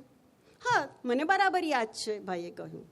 બાએ કહ્યું, બેટા, આપણે તો ધારેલું કે માંડ 4-5 હજાર રૂપિયા આવશે, પણ સરકારે તો ભારે ઉદારતાથી વળતર આપ્યું છે. કેટલું? મોટી બા કે, ₹25,000. ભાઈએ કીધું, શું વાત છે બા? તો બા કહે છે, ગુણુની બા કહે છે, પણ આપણાથી હવે એ રકમ ઘર માટે ન લેવાય. મનોમન સંકલ્પ કરેલો કે જે આવે તે દાનમાં આપી દઈશું. હવે રકમ મોટી આવી તો આપણાથી કંઈ એ સંકલ્પ ન તોડાય. તને શું લાગે છે? ભાઈ કહે છે, બા, તારી વાત બિલકુલ સાચી છે. હું ₹25,000 ઘરમાં ન લેવા માટે તારા જેટલો જ મક્કમ છું. બા કે, બસ, મને નિરાંત થઈ. This is the exact dialogue. હવે આ જે કુવાડામાંથી હવાડામાં આવે અને ભાઈ 50 વર્ષે રિટાયર થાય અને નક્કી કરી દે, જ્યારે અમારા 3ના મેરેજ પણ નહીં થયેલા, નોકરીએ લાગવાનો તો હજી પ્રશ્ન નહીં હતો, લગ્ન પણ નહીં થયેલા, એ ગાળામાં ભાઈએ એકાદ વર્ષે નક્કી કર્યું હતું કે મારા પ્રવચનની બધી રકમ હું દાનમાં આપી દઈશ, જે લાખોમાં જાય છે હવે તો એ કૂવામાં હોય એ હવાડામાં આવ્યું. એક એનું ઉદાહરણ ન કહી શકાય. મારા મોટીબાને મોટા મોટા માણસોને મળવાની બહુ જ ટેવ. એક બહુ પ્રસંગ સરસ છે, એટલે એક રીતે હું કહી શકું કે ભાઈ ગાંધીજીના ખોળામાં 1 મિનિટ તો રહેલા. સરદારને પણ મળવા ગયેલા બારડોલીમાં. પ્રજ્ઞાબેન હોતે તો આજે કદાચ યાદ કરતે. બારડોલીના એમના આશ્રમમાં સરદાર જ્યારે આવેલા ત્યારે એટલે સરદાર બન્યા પછીના વર્ષોમાં, નોટ એટ ધેટ ટાઈમ, તો એ મોટીબા એમને લઈ ગયેલા અને ભાઈને કુતૂહલ એટલે સરદારને જોયા કરે. પછી કંઈક સરદારે પૂછ્યું કે, અને બધા એમને માટે પેલી રેંટીઓ કાંટેલી એ લઈને સૂતર લઈને જતા હતા. તો એણે કીધું, તું નથી લાવ્યો? તો ભાઈએ આખી રાત જાગીને રેંટીઓ કાંતીને જે સૂતરની વણી હતી એ બીજે દિવસે સરદારને આપી હતી. મારા ઘરે બહુ બધી પ્રોપર્ટીઝ છે, પણ એક પ્રોપર્ટી જે એવી છે કે જે અમારા માટે સૌથી મહાન છે, અને એ છે ગાંધી બાપુએ લખેલા 3 પત્રો. એક મહાદેવભાઈ દેસાઈનો છે અને 2 પત્રો છે. એક ગાંધીજીએ પોતે લખેલો છે અને સાઇન કરેલો છે, અને બીજો એક પત્ર છે કે જે એમણે લખાવ્યો છે પણ હસ્તાક્ષર એ ગાંધીજીના પોતાના છે. આ અમારા ઘરની સૌથી મોટી પ્રોપર્ટી, જણસ જે ગણો તે છે. તો એવા પિતા, એવા માતા અને આ વેલ્યુ સિસ્ટમ, એનાથી જે બંધાયા એ છે બિલ્લો ટિલ્લો ટચના લેખક ગુણવંત શાહ. વાત ફક્ત બિલ્લો ટિલ્લો ટચ સુધીની હોતે. It's a very good book, nostalgic book, અને ઘણું ઘણું સરસ છે. હજી ઘણા બધા પાત્રોની વાત તો મેં કીધી નથી, કારણ કે માંડું તો હું ક્યાં સુધી જઈ શકું. ત્યાર પછી એમને લોકમાન્ય સ્કૂલમાં ભણાવવા ગયા. મારા મોટી બાને થોડુંક ટેન્શન હતું કે આ દીકરો વંઠી ગયો છે, ભૂદાન યજ્ઞમાં જવાની વાત કરે છે. એક પ્રસંગ તો બહુ જ દુઃખદ પણ છે કે જ્યારે મારા મોટા બાપુ ગુજરી ગયા ત્યારે મારા પપ્પા કોઈક ગામમાં પદયાત્રા માટે ગયા હતા અને he was not to be located. એટલે જ્યારે ખબર પડી ત્યારે તો સ્મશાન યાત્રાને બધું પતી ગયું હતું, ને એનો વસવસો આજે પણ પપ્પાને છે. અને જ્યારે અમે લોકો કોઈક સુરતથી કે બોમ્બેથી જવામાં વાર કરીએ ત્યારે કે હવે મને સમજાય છે કે મારા બાપુને શું થતું હશે. એટલે એવા પણ પ્રસંગો છે. પણ એક વ્યક્તિ જે પોતાના વિચાર પ્રમાણે જીવવા માટે, જે પોતાના ભાવ જગતમાં બધું ઝીલવા માટે તત્પર હોય, તો કેટલા બધા બીજ પડ્યા હોય એમાંથી કેટલું બધું ઉગી શકે છે, એનું એક ઉદાહરણ છે. હવે ગામમાં બિલ્લો ટિલ્લો ટચ સુધી બરાબર છે. એમણે લોકમાન્ય શાળામાં શિક્ષક તરીકે નોકરી કરેલી અને બધું આમ તેમ કરીને થોડુંક એમને પ્રેશરાઇઝ કરેલું મોટીબાએ, બધા જાત જાતના દૂતો મોકલીને. તો પણ એ લોકમાન્ય શાળામાં ભણાવવા ગયા ના, that was a turning point. કારણ કે વગર પૈસે અને એમને એવું પટાવી દીધેલા કે ભાઈ તું રખડ્યા કરે છે, પિતાજી પણ નથી, હવે મોટા બાપુ પણ નથી, તો થોડુંક હવે તું ઘરનું જો, થોડોક સેટલ થાય. દરેક માને એવી ઈચ્છા હોય છે. તો એવું નક્કી કર્યું કે લોકમાન્ય શાળામાં એ શિક્ષક તરીકે ફરજ આપે. એમણે કીધું હું પગાર નહીં લઉં. ઓકે. એમણે કીધું કે હું શાળા પતે પછી મારી યાત્રાએ નીકળી જઈશ. ઓકે, એટલીસ્ટ એટલું તો મળ્યું. એમ કરીને શરૂ કર્યું. પણ લોકમાન્ય શાળામાં એ ગયા અને ત્યાં જે એમણે ક્લાસીસ લેવાના શરૂ કર્યા ત્યારે એમને ખબર પડી કે આઈ એમ અ ટીચર. મારો જીવ શિક્ષકનો છે. અને વિજ્ઞાનના વિદ્યાર્થી હોવા છતાં એમણે ગુજરાતી ભણાવ્યું હતું, પણ એમને ખૂબ મજા આવેલી. અને ધેર હી રિયલાઇઝડ કે I am basically meant to be a teacher. અને પછી એમને આખો એમનો જે જીવન છે તે ફંટાઈ ગયું. પછી એમને બરોડા ગયા, ત્યાં BEd કર્યું, MAd કર્યું, બહુ જ યંગ એજમાં PhD કર્યું. અને પછી જે એમને ટેક ઓફ કર્યું, એ ટેક ઓફ મારા હિસાબે હજી પણ લેન્ડિંગ તો હજી થયું નથી. કારણ કે આજે એ 90 વર્ષના થયા છે, 89 કમ્પ્લીટ, 90 રનિંગ. અને છતાં પણ ખેડૂત હોવાને કારણે વિચારોની ખેતી કરે છે અને શિક્ષક હોવાને કારણે ચેતનાની ખેતી કરે છે. અને સ્થૂળ યુનિવર્સિટીમાંથી 50 વર્ષે રાજીનામું આપી દીધું, પણ એમની જે દિવ્ય ભાસ્કર યુનિવર્સિટી ચાલે છે એમાં દર રવિવારે તેઓ ક્લાસ લે છે અને અનેક વિદ્યાર્થીઓને ભણાવે છે. હજી પણ મારો ફોન કોઈક વાર જાય અમુક સમયે તો બા મને કહે છે કે હમણાં વાત નહીં કરી શકે, લેખ લખે છે. આજની તારીખમાં પણ પોતાના હાથમાં હજી એમના અક્ષર જુઓ તો અક્ષરમાં કોઈ ધ્રુજારી નથી. Because that is what he has done. અને એવી રીતે આજની તારીખમાં પણ વાંચવાનું, લખવાનું, ખેડવાનું ચાલી રહ્યું છે અને હજી તો ચાલશે એવું અમને બધાને ખાતરી છે, because he is a hyper young old man. હવે અમને ફોન આવે છે કે જો મેં 4 આંટા મારી લીધા છે અને પછી અમને કટાક્ષમાં, કારણ કે અમે બધી સલાહો આપીએ એ ગમતું નથી હોતું, એટલે કટાક્ષમાં અમને કહે છે ના આ તો કેવું છે વડીલોને કહી દીધેલું સારું, વડીલો કે એમ કરવાનું. એવી રીતે આજે પણ એમનું ચાલી રહ્યું છે. તો એમને આત્મકથા લખવા માંડી ત્યારે એમના મનમાં ખચકાટ હતો કે હું તો સામાન્ય માણસ છું, મેં એવી કોઈ મોટી ધાડ મારી નથી, તો હું કેમ વોટ ઇઝ ધ જસ્ટિફિકેશન. તો એમણે એક બહુ સરસ લખ્યું છે, જાત ભણીની જાત્રામાં, અહીંયા જ છે, તે મારે વાંચવું છે અને મેં ભાઈની પરમિશન પણ લીધી છે અને તો હું વાંચી રહી છું. એમણે લખ્યું છે, ફળિયામાં રવડતો કૂકડો પણ અડધી મિનિટ માટે ધરતીથી અદ્ધર થાય છે અને પછી નીચે આવી જાય છે. એ ઉડ્ડયન ભલે અડધી મિનિટનું હોય, પરંતુ એ દરમિયાન કૂકડામાં પડેલી શક્યતા પ્રગટ થતી દિશે છે. મારી અવસ્થા એ કૂકડાથી બહુ જુદી નથી, હું છેક ફેંકી દેવા જેવો માણસ નથી. આવું છેલ્લું વાક્ય અમને જરા ખટકતું હતું, એટલે અમે કીધું ભાઈ તમે ફેંકી દેવા, આવું વાક્ય કેમ લખ્યું? તમે ફેંકી દેવા જેવા માણસ નહીં, તમે ઝીલી લેવા જેવા માણસ છો. અને ગુજરાતની પ્રજાએ એમના વિચારોને પ્રેમથી ઝીલ્યા છે અને ઝીલી રહી છે. એ માટે એક ફેમિલી તરીકે અમે ખૂબ જ ઋણી છીએ. છેલ્લી વાત કરું તો આ ટાઇટલની, આઈ થિંક મને એમ કે એક પ્રશ્ન કંઈ આવશે જ, પણ હવે હું જ કહી દઉં કે આ બિલ્લો ટિલ્લો ટચ નામ કેવી રીતે પડ્યું. એમણે બહુ સરસ કીધું કે નામ જ કેટલું સરસ છે, બિલ્લો ટિલ્લો ટચ. તમને વાંચીને આમ એક ફ્રેશનેસ લાગે, એક નિર્દોષતા લાગે. તો એ લોકો જ્યારે નાના હતા ત્યારે ગામમાં એક રમત રમતા હતા. એ રમતમાં 2 પક્ષ પડી જાય અને એક પક્ષે સંતાઈ જવાનો એક એરિયા, ઘણો મોટો એરિયા નક્કી થઈ જાય અને બીજી પાર્ટી છે તે લોકોનું કામ તો એ પક્ષને શોધવાનું, અને પકડાઈ જાય એટલે પછી કે બિલ્લો ટિલ્લો ટચ.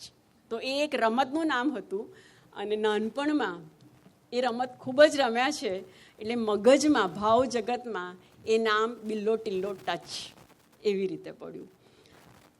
એમના ખાસ મિત્ર કહી શકાય અને બહુ લાંબા ગાળાથી જેને કે ને લંગોટિયા એવા એક એમના છે રમણ કાકા, જે રાંદેરમાં રહે છે, અને બીજા છે એમના આમ નાના ભાઈ પણ કિશોર કાકા.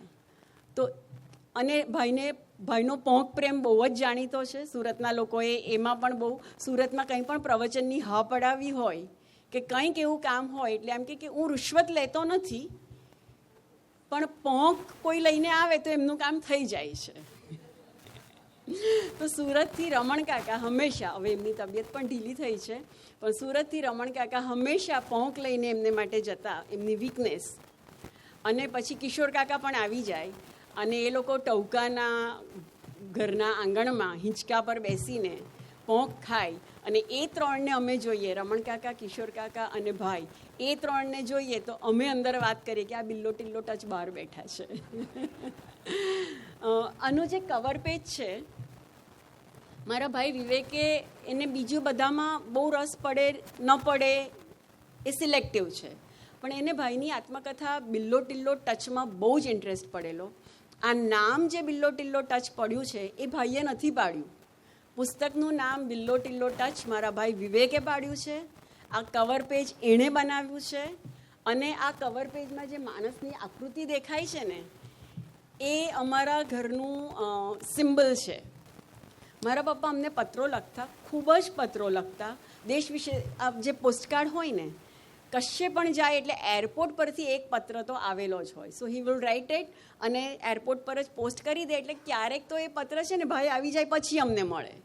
પણ there are lot of letters અને દરેક લેટરની નીચે એ લખે ફાધરલી, મધરલી, યોર્સ, અને પછી આ જે ચિત્ર છે ને એ દોરે. એટલે આ જે અમારા માટે ચિત્ર છે ને, એ અમારા ભાવ જગતમાં it is a very very great lovable symbol.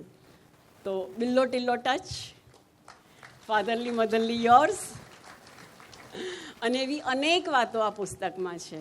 મને એમ થાય કે માલગુડી ડેઝ એવા બહુ બહુ સરસ છે. Malgudi Days are nice. હમણાં જ મેં એના પાછા 2 એપિસોડ જોયા અને બહુ મજા આવી.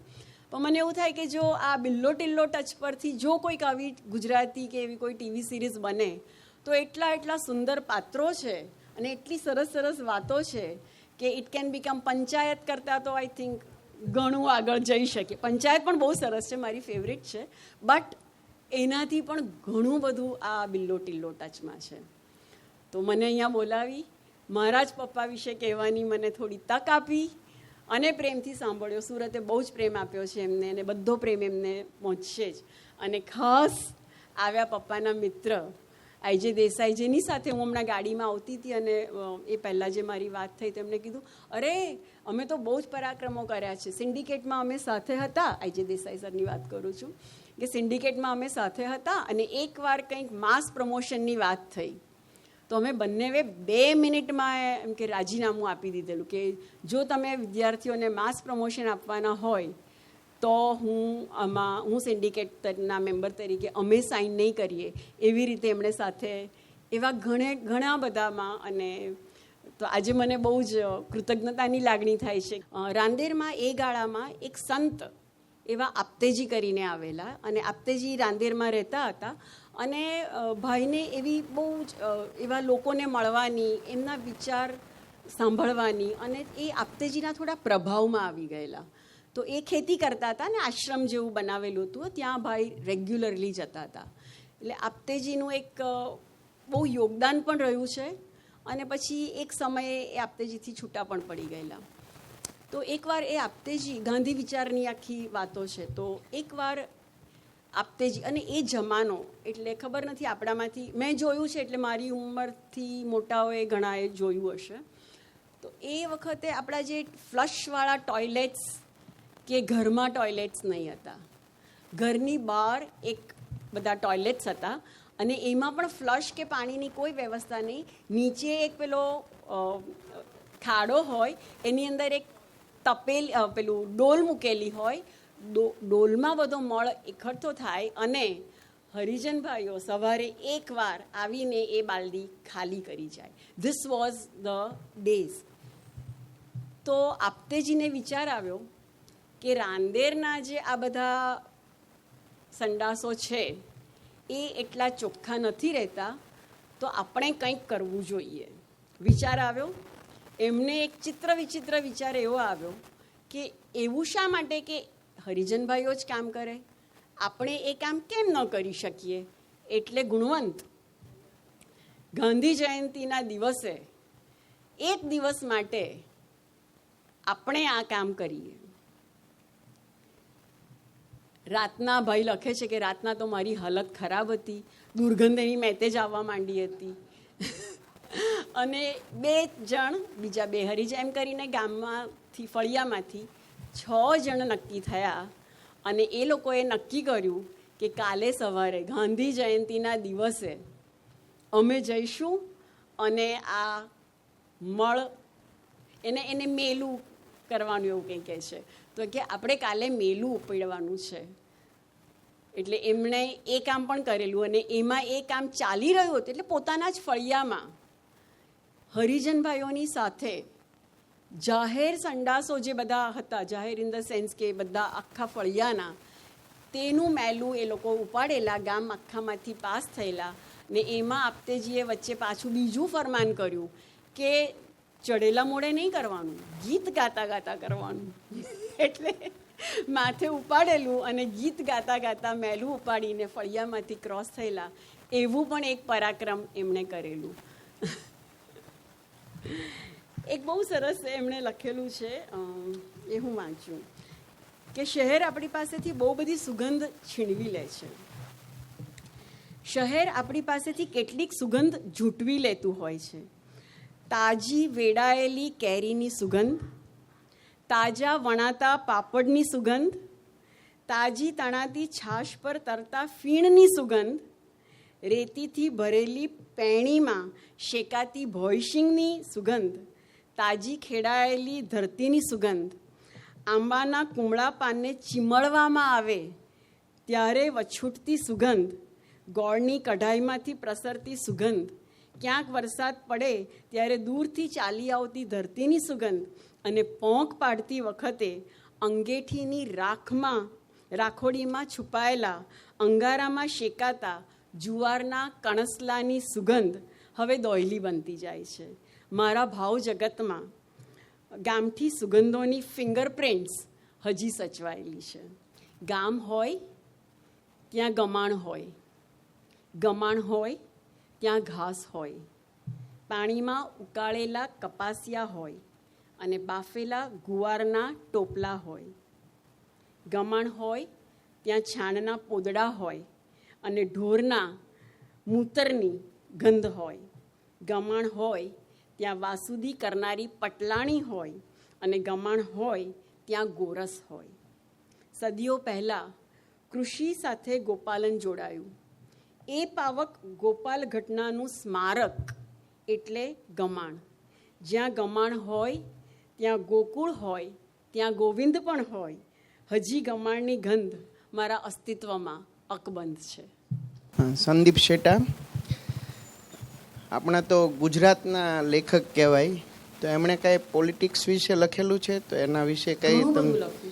તો એના વિશે એકાદ કિસ્સો હોય તો જણાવશો. પોલિટિક્સ ઉપર તો એમણે ઘણું લખ્યું છે અને આ પુસ્તકમાં જ છે. એ બહુ જ વાંચવાના શોખીન હતા, એટલે પોલિટિક્સની તે વખતના બધા ન્યૂઝપેપર્સ મંગાવીને વાંચતા હતા. એક ન્યૂઝપેપર તો કંઈક એવું એમણે ગણતરી કરેલી કે હું બધા એ છાપા ભેગા કરું અને એની પસ્તી વેચું તો મને એક આનો મળે છે અને એક મહિનાનું એ જે મેગેઝિન હતું એના કંઈક 2 આના ભાવ હતા. એટલે એમણે બાપુને કીધું કે બાપુ હું આ પસ્તી વેચું છું તો એક આનો મળે છે એટલે એક આનો જ આપણને આ પડે છે.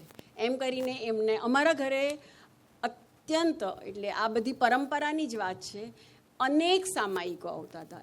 ગુજરાતના હશે કે ઇન્ટરનેશનલ પણ હશે, જે ખરીદી શકાય એવા અનેક સામાયિકો અમારા ઘરે આવતા હતા અને એ વાંચતા હતા. પપ્પા ડાયરી લખતા હતા. એક બહુ સંનિષ્ઠ જેને કહે ને, he wanted to live his life, he wanted to learn. તો એ હંમેશા રહ્યું છે. આજની તારીખમાં પણ હજી પપ્પા ઇન્ટરનેટ વાપરતા નથી, વોટ્સએપ સાથે બહુ એમનો નાતો નથી, પણ હજી જે આ કરંટ બધું લખી શકે છે. હવે તો ઇટ ઇઝ સો ઇઝી, તમે ગૂગલ પરથી કેટલા આર્ટિકલ લખી શકો, પણ એવું એમનામાં બન્યું નથી. એ વાંચીને પછી નોંધ ટપકાવીને અને એવી બધી એમની ડાયરીઓ છે ને એના પરથી, અને છતાં પણ એમના બધા પુસ્તકોમાં જે માહિતી હોય ને દેટ ઇઝ અનક્વેશ્ચનેબલ. એકવાર છે ને એમને જોડણી માટેનો ખૂબ, મારા હિસાબે ઓસીડી છે. એટલી બધી જોડણીનું આમ નાનું પણ નાનું હોય તો આમ બધી જોડણી, ડિક્શનરીની એક આખું કોર્નર છે અને નાનામાં નાના પણ જોડણી જોવાની. મારે ભાઈને કંઈ ગુજરાતીમાં મોકલવું હોય ને તો મને ટેન્શન થાય. ઇવન મારી નોવેલ માટે પણ મેં તો બહુ જ સાંભળ્યું કે કેટલી બધી જોડણીની ભૂલ કરે છે. આટલી બધી જોડણીની ભૂલ કરતા હોય તો નોવેલ નહીં લખવાની, એવું મેં સાંભળ્યું છે. તો એકવાર મારે કંઈક એમને લખવું હતું અને મને એ શબ્દ ડિક્શનરીમાં શોધવાનો કંટાળો આવ્યો. આટલી જાડી ડિક્શનરી, એમાં બધું ગુજરાતી બારાખડીને શોધવાનો કંટાળો આવ્યો. મેં ભાઈના પુસ્તકમાંથી જરા આમ તેમ શોધી લીધું ને એ શબ્દ મળી ગયો ને એટલે એ મેં લખી દીધું. આઈ વોઝ 100% શ્યોર કે આની જોડણી સાચી જ છે. એટલે ડિક્શનરીની જગ્યાએ મેં ભાઈના પુસ્તકનો ઉપયોગ ઘણી બધી વાર કરેલો છે. એટલે પોલિટિક્સ પર ઘણું બધું લખ્યું છે, ગાળ પણ ખાધી છે અને બધાને સુરતના અને ગુજરાતના બધા લોકોને ખબર જ છે, પણ એ હંમેશા બહુ સ્પષ્ટ વક્તા રહ્યા છે. હી કેન ટેલ. અને ગાંધીજી ઉપર જેમણે 4 પુસ્તકો લખ્યા છે. વિચાર કરો, જે ઘરમાં ગાંધીનું આટલું બધું રાજ્ય હતું, ગાંધી ઘેલી મમ્મી હતી, અને છતાં પણ ભાઈ જ્યારે ગાંધીજી વિશે લખે છે તો ખૂબ તટસ્થતાથી લખેલું એમનું એ છે. એમણે જીવનમાં ક્યારેય કોઈની કંઠી બાંધી જ નથી. એ આર્ય સમાજિસ્ટ હતા. મારા મોટા બાપુ બહુ ચુસ્ત આર્ય સમાજિસ્ટ હતા. એટલે ઘરમાં કોઈ પૂજા થતી હોય એવું મેં નથી જોયું. અમારા ઘરમાં જે બધી મૂર્તિઓ હોય એ કિચનના, એટલે આપણે કિચન પણ ન કહી શકાય, સ્ટોરરૂમના એક દિવાલ પર ફ્રેમમાં ઓમ આકાર લખેલો છે એ લટકે છે ને મારી મમ્મી ત્યાં સવારે દીવો કરે છે. That is all. ગાંધીની મૂર્તિ છે શોકેસમાં નહીં પણ ઘરે બધે છે. બુદ્ધની મૂર્તિ છે એ ડિસ્પ્લે છે. એવું મંદિર અમારા ઘરમાં નથી. અને આર્ય સમાજિસ્ટ હોવાને કારણે મૂર્તિ પૂજામાં ક્યારેય શ્રદ્ધા નથી. એટલે કૃષ્ણ પર બહુ જ બધું લખ્યું છે પણ શ્રીનાથજી કદાચ ગયા પણ નથી. શ્રીનાથજીની વાતોમાં પણ કદાચ એટલી બધી એમને કૃષ્ણમાં બહુ જ શ્રદ્ધા છે પણ એવો જે કંઠી બાંધેલો ધર્મ છે એમાં એટલું બધું માનતા નથી. તો ગાંધીજી ઉપર એમણે બહુ સરસ પુસ્તક લખ્યું છે, સરદાર ઉપર બહુ સરસ પુસ્તક લખ્યું છે અને સેક્યુલરિઝમ ઉપર બહુ સરસ પુસ્તક લખ્યું છે. કોઈએ જો તટસ્થપૂર્વક જાણવું હોય, if you want to know what the real story is, which is authentic, fact based અને substantiated, everything is, એટલે સપોઝ એમણે એક વાક્ય લખ્યું હોય તો એની પાછળનો આધાર વગર પપ્પા ક્યારે લખતા નથી. તો એવા ઘણા બધા પુસ્તકો છે. એટલે તમને જો પોલિટિકલ એસેસનો વાંચવું હોય તો એમના ઘણા બધા પુસ્તકો છે. હું બહુ સદભાગી એ રીતે છું કે જ્યારે પપ્પાનો જન્મ થયો 1937માં અને 1962માં મારો જન્મ થયો. એટલે when I was Born he was steel 25 years. અને હું 3 વર્ષની થઈ ત્યારથી મને એક ટાઇટલ મળેલું છે જે મારું બહુ પ્રિય ટાઇટલ છે, ભાઈની ચાંપલી. હજી પણ કંઈ હોય તો તું તો ચાંપલી. અને કંઈક ઋણાનુબંધ હશે જ, એ વગર શક્ય નથી. હું બહુ જ એમની નજીક, મારી મમ્મી કરતાં હું મારા પપ્પાની નજીક. એ કહે એટલે હું બધું કરું. એ કે આ વાંચી જવાનું એટલે હું વાંચી જાઉં. લેક્ચરમાં લઈ જાય ને કે બધા લેક્ચરમાં નોટ્સ બનાવવાની, હું બનાવી દઉં. એવી રીતે હું એમને બહુ જ માનતી હતી. ને આજે મને ખબર પડે છે કે એ મારા માટે કેટલું એ મને કેટલું એનરિચ કરી ગયું. એમના બધા જે સંદર્ભ પુસ્તકો છે લગભગ બધા મેં વાંચેલા. અને મને એક બહુ કુટેવ હતી જે અમારા ઘરમાં જોક તરીકે લેવાય છે અને હવે કોઈ મને ગાંઠતું નથી. ઘરમાં કોઈ પણ પુસ્તક આવે અને એમને બહુ જ પુસ્તકો મળે જ, કશેકથી ખરીદી લાવે ને ઘણા બધા સરસ સરસ પુસ્તકો બધા ભેટ પણ આપી જાય. જેવું ઘરમાં પુસ્તક આવે ને એટલે એ પુસ્તકની ઉપર હું મારું જ નામ લખી દઉં, મનીષા. એટલે બધા બહુ જ હસે કે આ જ્યારે ને ત્યારે પોતાનું જ નામ લખી દે છે. અને હવે બધા કે અમે નાના હતા, હવે અમે નાના નથી, યુ કાન્ટ ડુ ધીસ. એટલે હવે એ ચાલતું નથી. તો લખવાની વાતમાં એવું હતું કે પહેલેથી એમને પ્રવચનનો શોખ હતો. પદયાત્રા કરતા હતા તો પ્રવચન કરતા હતા ત્યાં ગામમાં. અને મને યાદ છે કે કોઈ બહુ જ સરસ મોટું પ્રવચન કરવાના હોય, સુરતમાં અનેક પ્રવચનો આપ્યા છે. સુરતના ગીતા પ્રવચનો એકદમ જાણીતા છે. એ જ્યારે પણ પ્રવચન કરવાના હોય ને તો એ બહુ હોમવર્ક કરતા હતા. અને મેં કેટલીય વાર સાંભળ્યું છે કે એ બાથરૂમમાં નહાતા પ્રવચનના અમુક પોઈન્ટ્સ, એટલે હું બહાર રહીને સાંભળતી હતી કે આ કંઈક અંદર બોલે છે ભાઈ. તો એ એવી રીતે, એટલે બહુ જ મહેનત કરીને. અને પછી એટલે he doesn't take his lectures lightly. પછી એ ક્લાસ લેક્ચર હોય કે જાહેર પ્રવચન હોય કે કંઈ પણ હોય. અને લખવાની એક ટેવ હતી અને મુંબઈમાં શરૂ થયેલી. અને પછી સુરત આવ્યા ત્યારે કાર્ડિયોગ્રામ ગુજરાત મિત્રમાં શરૂ થયેલી. ત્યારે એમને ધીમે ધીમે રહીને ખ્યાલ આવવા માંડ્યો that I am also good in this. અને એક ડોટર તરીકે if I have observed my father and if I want to say something about him, તો આજે એક આખું કોમ્બિનેશન થયું છે ને, એ combination is a very rare thing. તમે વિચાર કરો, આમ તો ગામડાના અનુભવ કરીને બી તાપી ને મિત્રો અને એના જ બધા અનુભવો, પછી બરોડા ગયા. તમે ભાઈની જાતભણીની જાત્રામાં એક કેવા માણસોને મળ્યા છે એનું ખાલી લિસ્ટ વાંચો ને, કેન યુ ઇમેજિન કે એ બર્ટ્રાન્ડ રસેલને મળેલા છે. He has met Bertrand Russell, right. એમના ઘરે જઈને અને એનો ફોટો પણ મૂક્યો, કારણ કે એમ કે પછી કોઈ કહે છે કે આ તો ગપ્પુ મારે છે, એટલે ફોટોગ્રાફરને લઈને ગયેલા. અને બર્ટ્રાન્ડ રસેલ સાથે શું વાત થયેલી ને એ પણ એમણે લખી છે. તો એક એવો જીવ કે જે ભૂદાન યજ્ઞમાં પણ ગયો, જે રવિશંકર મહારાજ સાથે બધી જાતની પદયાત્રાઓ પણ કરી, પછી બધા મહાન વિચારકોને પણ મળ્યા, એમને પણ વાંચ્યા. સો આપણામાં કહેવાય છે કે તમારે જેટલું ઊંચા જવું હોય ને એટલા તમારે નીચા જવું પડે.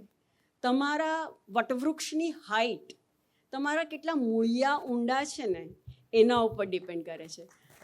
તો ભાઈના એ જે મૂળિયા છે ને ખૂબ ખૂબ ખૂબ ઊંડા છે. અને એટલા માટે એ જ્યારે કશે પણ જાય, ફરવાનો કેટલો, એમના પ્રવાસ વર્ણનો તમે વાંચો તો અમે હજી પણ ફરવા જઈએ ને ત્યારે ઇન્ટરનેટનો જમાનો નહીં હતો. કોઈ પણ કારણથી દેશ વિદેશના પ્રવાસો એમણે અનેક કરેલા છે કોન્ફરન્સીસને કારણે. યુએનમાં હતા.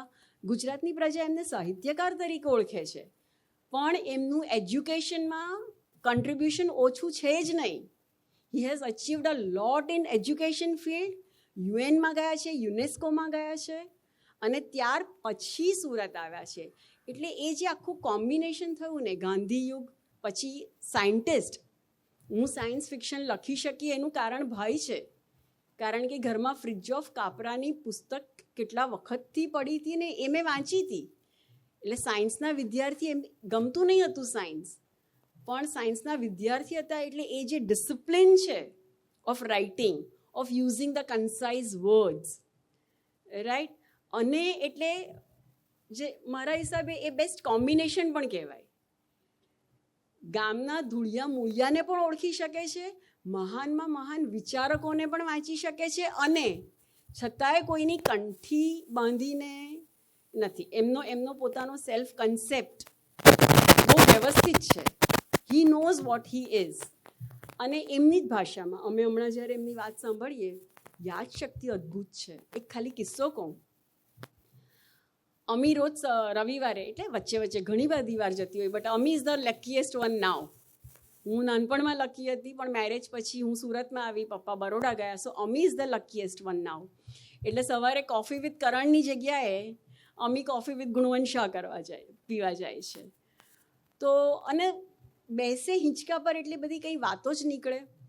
તો એમણે કીધું કે હું જ્યારે 1969 કે 68 પણ હોઈ શકે, ભાઈ સાંભળતા હોય તો મને ટોકે પણ, હા, કે ખોટું બોલી, 68 કે 69માં એ લંડન ગયેલા. તો કે હું જ્યારે લંડન ગયેલો ત્યારે વિક્ટોરિયા ટર્મિનસ પર હું ગયો, અને પછી કંઈ હોટલમાં, હું તો ભૂલી ગઈ, મેં 3-4 વાર વાત સાંભળી છે પણ હું એ નામ ભૂલી ગઈ, હું આ હોટલમાં રહેલો. એવી અમીને એક રવિવારની સવારે કોફી વિથ અમી ને કોફી વિથ ગુણવંત શાહના ગુફ્તગુમાં ચાલતી હતી. તો અમી ગૂગલ કરવા બેઠી કે ભાઈ તમે કયા સ્ટેશનનું નામ કહો છો? તો હી સેડ ધીસ સ્ટેશન. એટલે અમી એ સ્ટેશન નાખ્યું. પછી કે કઈ હોટલની વાત કરો છો? તો અમી હોટલનું નામ બોલ્યા. અમી જસ્ટ ગૂગલ્ડ ઇટ, અને ફોટો આવ્યો, અને અમી ભાઈ તમે આ હોટલની વાત કરો છો? And it was that hotel, but it was renovated. પણ એ સ્ટેશનમાં ત્યાં આવેલી હોટલનું નામ યાદ હતું, અને એના 10 જ દિવસ પહેલાં અમે ફરવા ગયેલા, એ કઈ હોટલનું નામ હતું એ અમારા બેમાંથી કોઈને યાદ નહીં હતું. એટલે આખું જે એક્સટેન્શન છે and all that combination is a very rare combination I feel. અને એમના લખાણમાં એટલા માટે જ આ બધું આવી રહ્યું છે, જે આજે 90મા વર્ષે પણ લોકોને એટલું જ ગમે છે. એવા મારા પપ્પા છે, શું કહું. બિલો ટીલામાં તમે આમાં બોલ્યા, રાંદેરનું વધારે બોલ્યા, પણ સુરત સાથે એમનો નાતો વધારે છે. જૈન સ્કૂલમાં ભણેલા, સુરત જૈન, સુરતની જૈન સ્કૂલમાં. તો બિલ્લીમોરા બેકરીનું બી એમણે કંઈ વર્ણન કરેલું મને એવો ખ્યાલ છે. હા, તેમની એલચીના સ્વાદિષ્ટ એલચીવાળી નાનખટાઈને એવું બધું. એમને છે ને નાના હતા ને ત્યારે બેકરીનું બહુ આકર્ષણ હતું. અને આમ પેલી મહત્વાકાંક્ષા એટલે કેવી, એક જગ્યાએ હતું તો કે હું મોટો થઈશ ને, એક બહુ સરસ વાત કરી છે, હું કહું તમને. એમાં એક જગ્યાએ એવું લખ્યું છે, કેમ કે મોટેરાઓ અમને વારંવાર વાંચવાની સલાહ આપતા કે જો તમે ભણશો નહીં તો સુરત ને રાંદેર વચ્ચે ઘોડાગાડી ચલાવવી પડશે, અને જો તમે વાંચશો ને ભણશો ને તો જ તમે સાહેબ બની શકશો. પછી પપ્પા લખે છે કે એમ મોટેરાઓને ખબર નહીં હતી કે અમને ઘોડાગાડી બનવાનું વધારે આકર્ષક લાગતું હતું. એટલે કેવી નાની એમને પેલો કોકો, મારા મોટીબા પેલો કેડબરીનો જે કોકો આવે છે ને એનો ડબ્બો, તો એ ઘરમાં પડી રહેતો ને એમને બહુ જ ભાવતો. એટલે કે મોટો થઈશ અને મારી પાસે જો પૈસા આવ્યા ને તો બસ હું આ કોકો જ ખાયા કરવાનું છું. એવું જ આ બિસ્કિટનું હતું. હું મોટો થઈશ ને મારી પાસે પૈસા આવશે તો હું આ બિસ્કિટ જ ખાયા કરવાનું છું. એટલે નાની નાની વાતોમાં આનંદ લેવાનો, આવી બધી મોટી મોટી મહત્વાકાંક્ષાઓ રાખવાની, એવું ગામડાના. એટલે એ ટિપિકલ એક એમને પોતે જ લખ્યું છે. ગામ છૂટી ગયો તોય હું પૂરેપૂરો નગરજન બની શક્યો નથી. મારી અંદર એક ગામડિયો તૂટિયું વાળીને જીવતો બેઠો છે, અને પુસ્તકના પાને પાને એ ગામડીઓ તમને જોવા મળશે, ડોકિયા કરે છે.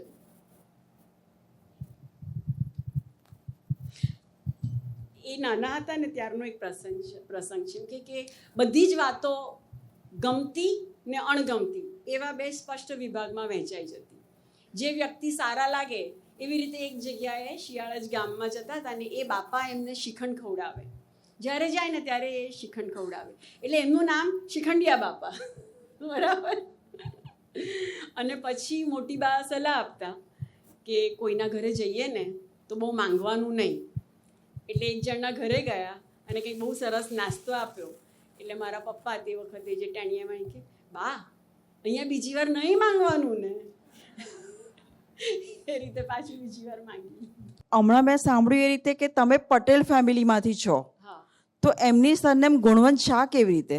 એની પણ એક સ્ટોરી છે. એટલે પટેલ લોકો ખેતી કરવા માટે જાણીતા, પણ એમના પેઢીના બાપ દાદાએ એકે એમણે કપાસને એક્સપોર્ટ કરવાનો બિઝનેસ કરવાની કોશિશ કરેલી. એટલે ગામના લોકોએ કીધું કે હવે તમે પટેલ મટી ગયા અને શાહ બની ગયા એમ કરીને હુલામણી સરનેમ શાહ આપી દીધેલી. તે આજે કન્ટિન્યુ છે. અને ઘણી બધી વાર જાય અને કોઈ જૈન હોય ને કે આ તમે શાહ ને આપણાવાળા, પછી ધીમે રહીને કહી દે હું તમારા વાળો નથી, હું પટેલ છું. એમને પોતાએ પટેલ હોવા માટેનું એક ગૌરવ હંમેશા રહ્યું છે. અને આ પટેલનું આંદોલન થયેલું ત્યારે એમણે એક લેખ લખેલો કે પાટીદાર હોવાને કારણે મારું માથું શરમથી ઝૂકી જાય છે. અને એક વ્યક્તિએ તો જાણ બહાર ભાઈને ઉશ્કેર્યા કે કંઈક બોલે અને ભાઈ ઉશ્કેરાય જ એવા વ્યક્તિ છે જ. He can get angry, he is still an angry old man. એટલે અમુક વખતે એમનો પિત્તો જાય. એ ભાઈએ, ઇટાલિયા ભાઈએ, એમને બહુ જ બોલાવવાની કોશિશ કરી. He was all the time recording the phone. This 80-year-old man did not know કે મારો ફોન ટેપ થઈ રહ્યો છે. કંઈક બોલાવવાની કોશિશ કરી અને પછી એ ઓડિયો ક્લિપ બહુ જ બધી જગ્યાએ ફરતી હતી. ત્યારે અમે એમને ફોન પર કીધેલું કે ભાઈ ફોન પર તમે 2 જ જણ વાત કરો છો એવું માનતા નહીં, ફોન ટેપ થઈ શકે છે અને કોઈક તમારો અમુક રીતે એટલે બોલવામાં સાચવજો એવું અમારે એમને કહેવું પડેલું. એ જ્યારે MS યુનિવર્સિટીમાં હતા ને, કદાચ આ બધા પ્રસંગો છે કે નહીં, હવે મારું પણ મિક્સ થઈ ગયું. તો એ પેલા એક્ઝામના પેપર તપાસવાના બંડલો ઘરે આવતા હતા, બરાબર. અને એમની પાસે એક બંડલ આવેલું હશે. કોઈક માણસે કોઈક એક સપ્લિમેન્ટરીમાં માર્ક્સ ફેર કરવાની વાત હતી. એટલે એ ભાઈ રાતના ઘરે આવ્યા. એ અમારું બરોડાનું ફતેગંજનું ઘર હતું. અને એમણે કીધું કે અને પપ્પાએ બંડલ તપાસી લીધેલું અને કે હું છે ને આ નંબરની જે પુરવણી છે ને એમાં આમ કરીને કંઈક એમણે વાત કરી હશે. ભાઈ કે ભાઈ મેં તો એ બંડલ તપાસીને મોકલી આપ્યું છે, મારી પાસે એ પુરવણી નથી. એટલે પેલા ભાઈ નિરાશ થઈને ચાલવા માંડ્યા. ભાઈને એવું થયું કે હું આવું બોલ્યો કે પુરવણી મારી પાસે નથી તો આ વ્યક્તિ એવું સમજશે કે અરે હું મોડો પડ્યો, પુરવણી હોતે તો કદાચ મારા માર્ક સુધારે. એટલે મારા પપ્પા પાછળ ગયા ઝાંપાની બહાર અને કીધું કે ભાઈ મેં તમને કીધું કે પુરવણી નથી મારી પાસે ને એ વાત સાચી છે, પણ જો મારી પાસે પુરવણી હોતે ને તો પણ હું માર્કમાં ફેર નહીં કરતે. ગો તમે સમજજો. એટલે તમે કંઈક મોડા પડ્યા એવું તમે નહીં વિચારતા, મારી પાસે એ હોતે તો પણ મેં નહીં કર્યું હોતે. એટલે અમુક નિષ્ઠા as a daughter I can say કે એમને એમના જીવનમાં વેલ્યુ સિસ્ટમ જે મા બાપ તરફથી મળે છે, DNA સાથે એક દ્રશ્ય અદ્રશ્ય જેવી વેલ્યુ સિસ્ટમ જે મળે છે તે એમણે ખૂબ જાળવી છે. And I can certify as a daughter that yes. અને એ જ દેખાય છે એમના. એટલે એક જાતની ખુમારી છે ને લખવામાં, તે એને કારણે છે. તમે એ ખુમારી વગર ખાલી ખુમારી બતાવી ન શકો. You have to earn it and he has earned it. Actually એમના પુસ્તક જીવનનું ઓડિટ પર મને તક મળી હતી 10 મિનિટ બોલવાની. હજી કોઈક એવા પુસ્તક પર કામ કરી રહ્યા છે સાહેબ? કોઈક હજી ફર્ધર કોઈ એવું આવે એના પર?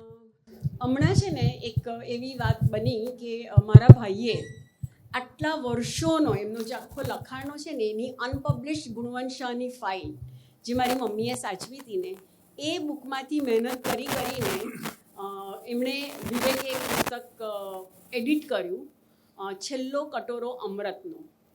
અને પછી ભાઈએ નક્કી કર્યું છે કે હવે હું કોઈ પુસ્તક લખીશ નહીં, જે ચાલે છે તે આ કોલમ જ ચાલવાની છે. અને છેલ્લો કટોરો અમૃતનો જે અદ્ભુત પુસ્તક છે, આર્ટિસ્ટના હાથે એડિટ થયેલું છે. અમે એડિટર્સ હતા, હી ઇઝ એન આર્ટિસ્ટ, અને એ પુસ્તકમાં ડિફરન્સ દેખાઈ જ જાય છે. એવું પુસ્તક મારા ભાઈએ એડિટ કર્યું છે. બસ એ છેલ્લું પુસ્તક છે. ગુણવંત શાહ હવે પુસ્તક લખવાના નથી. ભાઈના પ્રેમને કારણે આટલી બધી સંખ્યામાં આવ્યા, ભાઈની વાતો મારી સાંભળી અને અમારા કુટુંબના ભાવ જગતમાં થોડો પ્રવેશ થયો. તો એ માટે હું સુરતની બહુ જ ઋણી છું. Thank you. આજે એક પણ પાનું લખી શકાયું નથી, કારણ કે સતત હું જે ઓબ્ઝર્વ કરતી હતી તે એક પુત્રી પોતાના પિતાને કેટલો પ્રેમ કરે છે એની બોડી લેંગ્વેજમાં, એના ચહેરા ઉપર, એના હાથમાં, એના ભાવમાં, એની વાણીમાં માત્ર આપણને એક જ વસ્તુ જણાતી હતી કે હું મારા પિતા વિશે બોલવા માટે આવી છું. મને માત્ર આ જ વસ્તુ કનેક્ટ થઈ શકી કે બીજું એમને કંઈ નથી દેખાતું. ઓડિયન્સ, આ સભાગૃહ, એમની તૈયારી, બહુ બધા પેજીસ લખીને આવ્યા હતા. હજી તેમણે બહુ બધું એવું લખ્યું છે જે કહેવાના હતા. પણ આ બધા જેટલા પણ બનાવ કે ઘટનાઓ એ જણાવવાના હતા, એની વચ્ચે જે ઘટના આકાર લઈ રહી હતી તે ઘટના એવી હતી કે એક પિતા પોતાની પુત્રીની સાથે ધીમે ધીમે આજે જીવન સાનિધ્યના આ મંચ ઉપર ઉઘડી રહ્યા હતા. અને સુરત, હું અહીંયા ઊભી તમારા બધાના ચહેરાને પણ જોઈ રહી હતી. લાઈક દરેક વ્યક્તિનો ચહેરો આવો હતો આજે, અત્યારે પણ આવો છે, હતો નહીં, આવો છે. કારણ કે પાછળ ખૂણામાં બેઠેલી વ્યક્તિ જ્યારે બોલવાનું શરૂ કરે ને ત્યારે ઇન જનરલ બેઠેલા બધા જ લોકો પાછળ નથી જોતા, પણ આજે સભાગૃહમાં જેટલા પણ લોકો બેઠા છે એમાંના 80% લોકો આમ પાછળ ફરીને જોતા હતા કે ગુણવંત શાહ વિશે કોણ પોતાની વાત મૂકી રહ્યું છે. એટલે એટલું બધું છે કે જે બિટવીન ધ લાઇન્સ લખી શકાય એવું હતું. પણ હું પોતે મારા નોસ્ટાલ્જિયામાં હતી. હું પોતે મારા પપ્પાને મનથી અહીંયા લઈને આવી હતી, કારણ કે ઓડિયો મેસેજમાં તો અમે કહેવડાવ્યું છે ને, પુત્રી હોય તો પિતાને લઈને આવે ને પિતા હોય તો પુત્રીને લઈને આવે. તો પહેલાં તો મને એ પૂછવું છે કે કેટલા લોકો એવા છે કે જે પિતા અને પુત્રી કે પિતા અને પુત્ર સાથે આવ્યા છે આજે. ઘણીને 2-4 હશે તોય મને બહુ આનંદ થશે. વાવ, થેન્ક યુ સો મચ. વેલ, અને મને સૌથી મોટો આનંદ એ વાતનો થાય છે કે એક વ્યક્તિનું નામ જેને મેં બહુ વાર સાંભળ્યું છે, સુરતને માટે એમણે જે કામ કર્યું છે, લડત આપી છે, અને એ વ્યક્તિનું માત્ર નામ જ સાંભળ્યું છે. આજે મને થયું કે આ કોણ બેઠું છે. એટલે આ સભાગૃહમાં સૌથી સિનિયર મોસ્ટ, ગુણવંત શાહના મિત્ર તો ખરા, પણ સૌથી સિનિયર મોસ્ટ પિતા અને પુત્રીની જોડી પણ અહીંયા હાજર છે. તો એ આજે દેસાઈ અને એમની દીકરી અમી યાજ્ઞિક, ડૉક્ટર અમી યાજ્ઞિક. તો જેટલા પણ પિતા અને પુત્રી અહીંયા આજે હાજર છે એ તમામને માટે આજનું બિલ્લો ટિલ્લો ટચ એક યાદ ભરી આપવાનું છે. આપણી પોતાની જાતભણીની જાત્રા આજે થઈ હશે, આપણને આપણા બિલ્લો ટિલ્લો ટચ યાદ આવ્યા હશે. આજે આપણે આપણા ભાવ જગતમાં શું લઈ જઈશું? યુગે યુગે દરેક ઘટનાઓ, દરેક સંબંધો, લાગણીઓ પરિવર્તન પામતી જ હોય છે, પણ અસ્તિત્વમાં શું ભરીને લઈ જઈએ? તો કે જે સનાતન સત્ય તે એ છે જે એમણે કહ્યું, મનીષાબેને, દેટ ઇઝ નેચર અને નર્ચર. એટલે શિક્ષક તરીકે હું ઓલવેઝ મારા બાળકોની દૃષ્ટિથી દરેક બાબતને જોવાની કોશિશ કરું છું. સમાજમાં પણ આપણા જે બાળકો મોટા થઈને વ્યક્તિ તરીકે જ પાછા આવવાના છે. એટલે હું સતત એવું વિચારું કે હું શું કરું મારી સ્કૂલમાં વધારે ઇનોવેટિવ, મારા બાળકો સાથે શું કરું જેથી કરીને આ નર્ચર અને નેચરની જે વાત છે એ સત્ય સાબિત થાય. એટલે એવા શિક્ષકો આપણને મળે, એવા શિક્ષકો આપણને તૈયાર કરીએ આપણે, અને આપણે માતા પિતા હોઈએ તો આપણે એવા માતા પિતા બનીએ જે આપણા બાળકને નેચર અને નર્ચરનો ખરો મતલબ સમજાવે. બિટવીન ધ લાઇન્સ જે કહેવાયું છે તે, કે જે મૂળિયાને ઊંડે સુધી પકડી રાખશે તે જ વટવૃક્ષ બની શકશે. એટલે આજે ગુણવંત શાહ નામનું જે વટવૃક્ષ આપણે માણી રહ્યા છે, અને મનીષાબેને જેમ કહ્યું તેમ, પાછળથી કોઈક ભાઈએ જેમ કહ્યું તેમ કે ગુણવંત શાહ નહીં લખશે તો આપણે વાંચીશું શું? દર રવિવારે સવારે પાનું ખોલીને સૌથી પહેલું પૂર્તિમાં મારી પણ નજર એમના જ લેખ પર જાય છે અને એમના જે શબ્દો હોય છે ને એ શબ્દોનો ભાર બહુ જ બળુકો હોય છે અને બે જુદા જુદા ઉત્તર ધ્રુવ અને દક્ષિણ ધ્રુવના શબ્દોને ભેગા કરીને એ નવો શબ્દ મૂકી આપે છે જેનો અલગ મતલબ હોય છે. ભાષાનો વૈભવ, ગુજરાતીનો પ્રેમ વૈભવ. એટલે આ તો જસ્ટ મને અચાનક યાદ આવેલો એક શબ્દ છે, પણ આવા ઘણા બધા શબ્દો આપણે બધા જ જાણીએ અજાણીએ આપણા લખાણમાં કે આપણી વાતોમાં ઉપયોગમાં પણ લેતા હોઈએ છીએ. એટલે આજની સાંજ એક પુત્રીની એના પિતા પ્રત્યેની યાદોને નામ, આજની સાંજ એ ચાંપલી મનીષાને નામ, આજની સાંજ એ પપ્પાને મળતા દરેક પુસ્તક ઉપર પોતાનું જ નામ લખી દેતી મનીષાને નામ, આજની સાંજ 1.5 વર્ષ સુધી મને રાહ જોવડાવીને આખરે આજે જીવન સાનિધ્યના મંચ પર આવેલી મારી એ મિત્ર મનીષાને નામ, અને આજની એ સાંજ જીવન સાનિધ્યના આપણા તમામ ભાવકો અને સાધકોને નામ કે જે સતત આવીને આ યજ્ઞને વધારે પ્રજ્વલિત કરે છે. અને કાકા તમને ચોક્કસ યાદ કરીએ, કારણ કે તમે જો હોત તો તમારી દીકરીઓ સાથેના સંસ્મરણોમાંનું એક સંસ્મરણ આજે આપણે તાજું કર્યું હોત. તો આજે આ બિલ્લો ટિલ્લો ટચ આપણા બધાનું જ ખૂબ ગમતું પુસ્તક ફરીથી થયું છે, કારણ કે એના મુખપૃષ્ઠનો ભાવ, એના મતલબ પણ આપણે જાણીએ છીએ અને જીવનની સાથે એને જોડીએ. વધુ ન કહેતા હવે આવતા સોમવારે આપણે શું માણવાના છે? જીવનકથા, નવલકથાત્મક જીવનકથા આપણે માણવાના છે, જેને લખનાર અને જેને પીરસનાર બંને જ અદ્ભુત છે. એટલે ત્રિવેણી સંગમ છે. જેના વિશે વાત કરવાના છે એ અદ્ભુત છે, જેમણે લખ્યું છે એ અદ્ભુત છે, અને જે પીરસવાના છે એ અદ્ભુત છે. તો આવતો સોમવાર આપણા કેલેન્ડરમાં નોંધી લઈએ. એના પછીનો સોમવાર એક તેજાબી લેખક, એના પછીનો સોમવાર, આહા, મારે કંઈ જ બોલવાની જરૂર નથી. હું માની લઉં છું કે તમને બધાને નામ વંચાઈ ગયું છે. બક્ષીનામા. ચંદ્રકાંત બક્ષીએ પણ બહુ જ કોમળ હૃદયના પિતા છે. એમની જે દીકરી રીવા છે ને, એ પણ એના પપ્પા સાથે જે રીતે જીવી છે અને એના પપ્પાએ જે રીતે એને કેળવી છે એ કાબિલે દાદ બાબત છે. એને પ્રસ્તુત કરવા જે આપણી સાથે આવવાના છે વૈભવ દેસાઈ, સુરતના જાણીતા નાટ્યકાર છે, સર્જક છે, લેખક છે, મ્યુઝિક કમ્પોઝર છે. તો એના પછીના સોમવારે એટલે એ 51મો સોમવાર છે. એટલે 52મો સોમવાર શું હશે તેને માટે થોડીક રાહ જોઈએ. આજે તો આપણા સત્રને સમાપન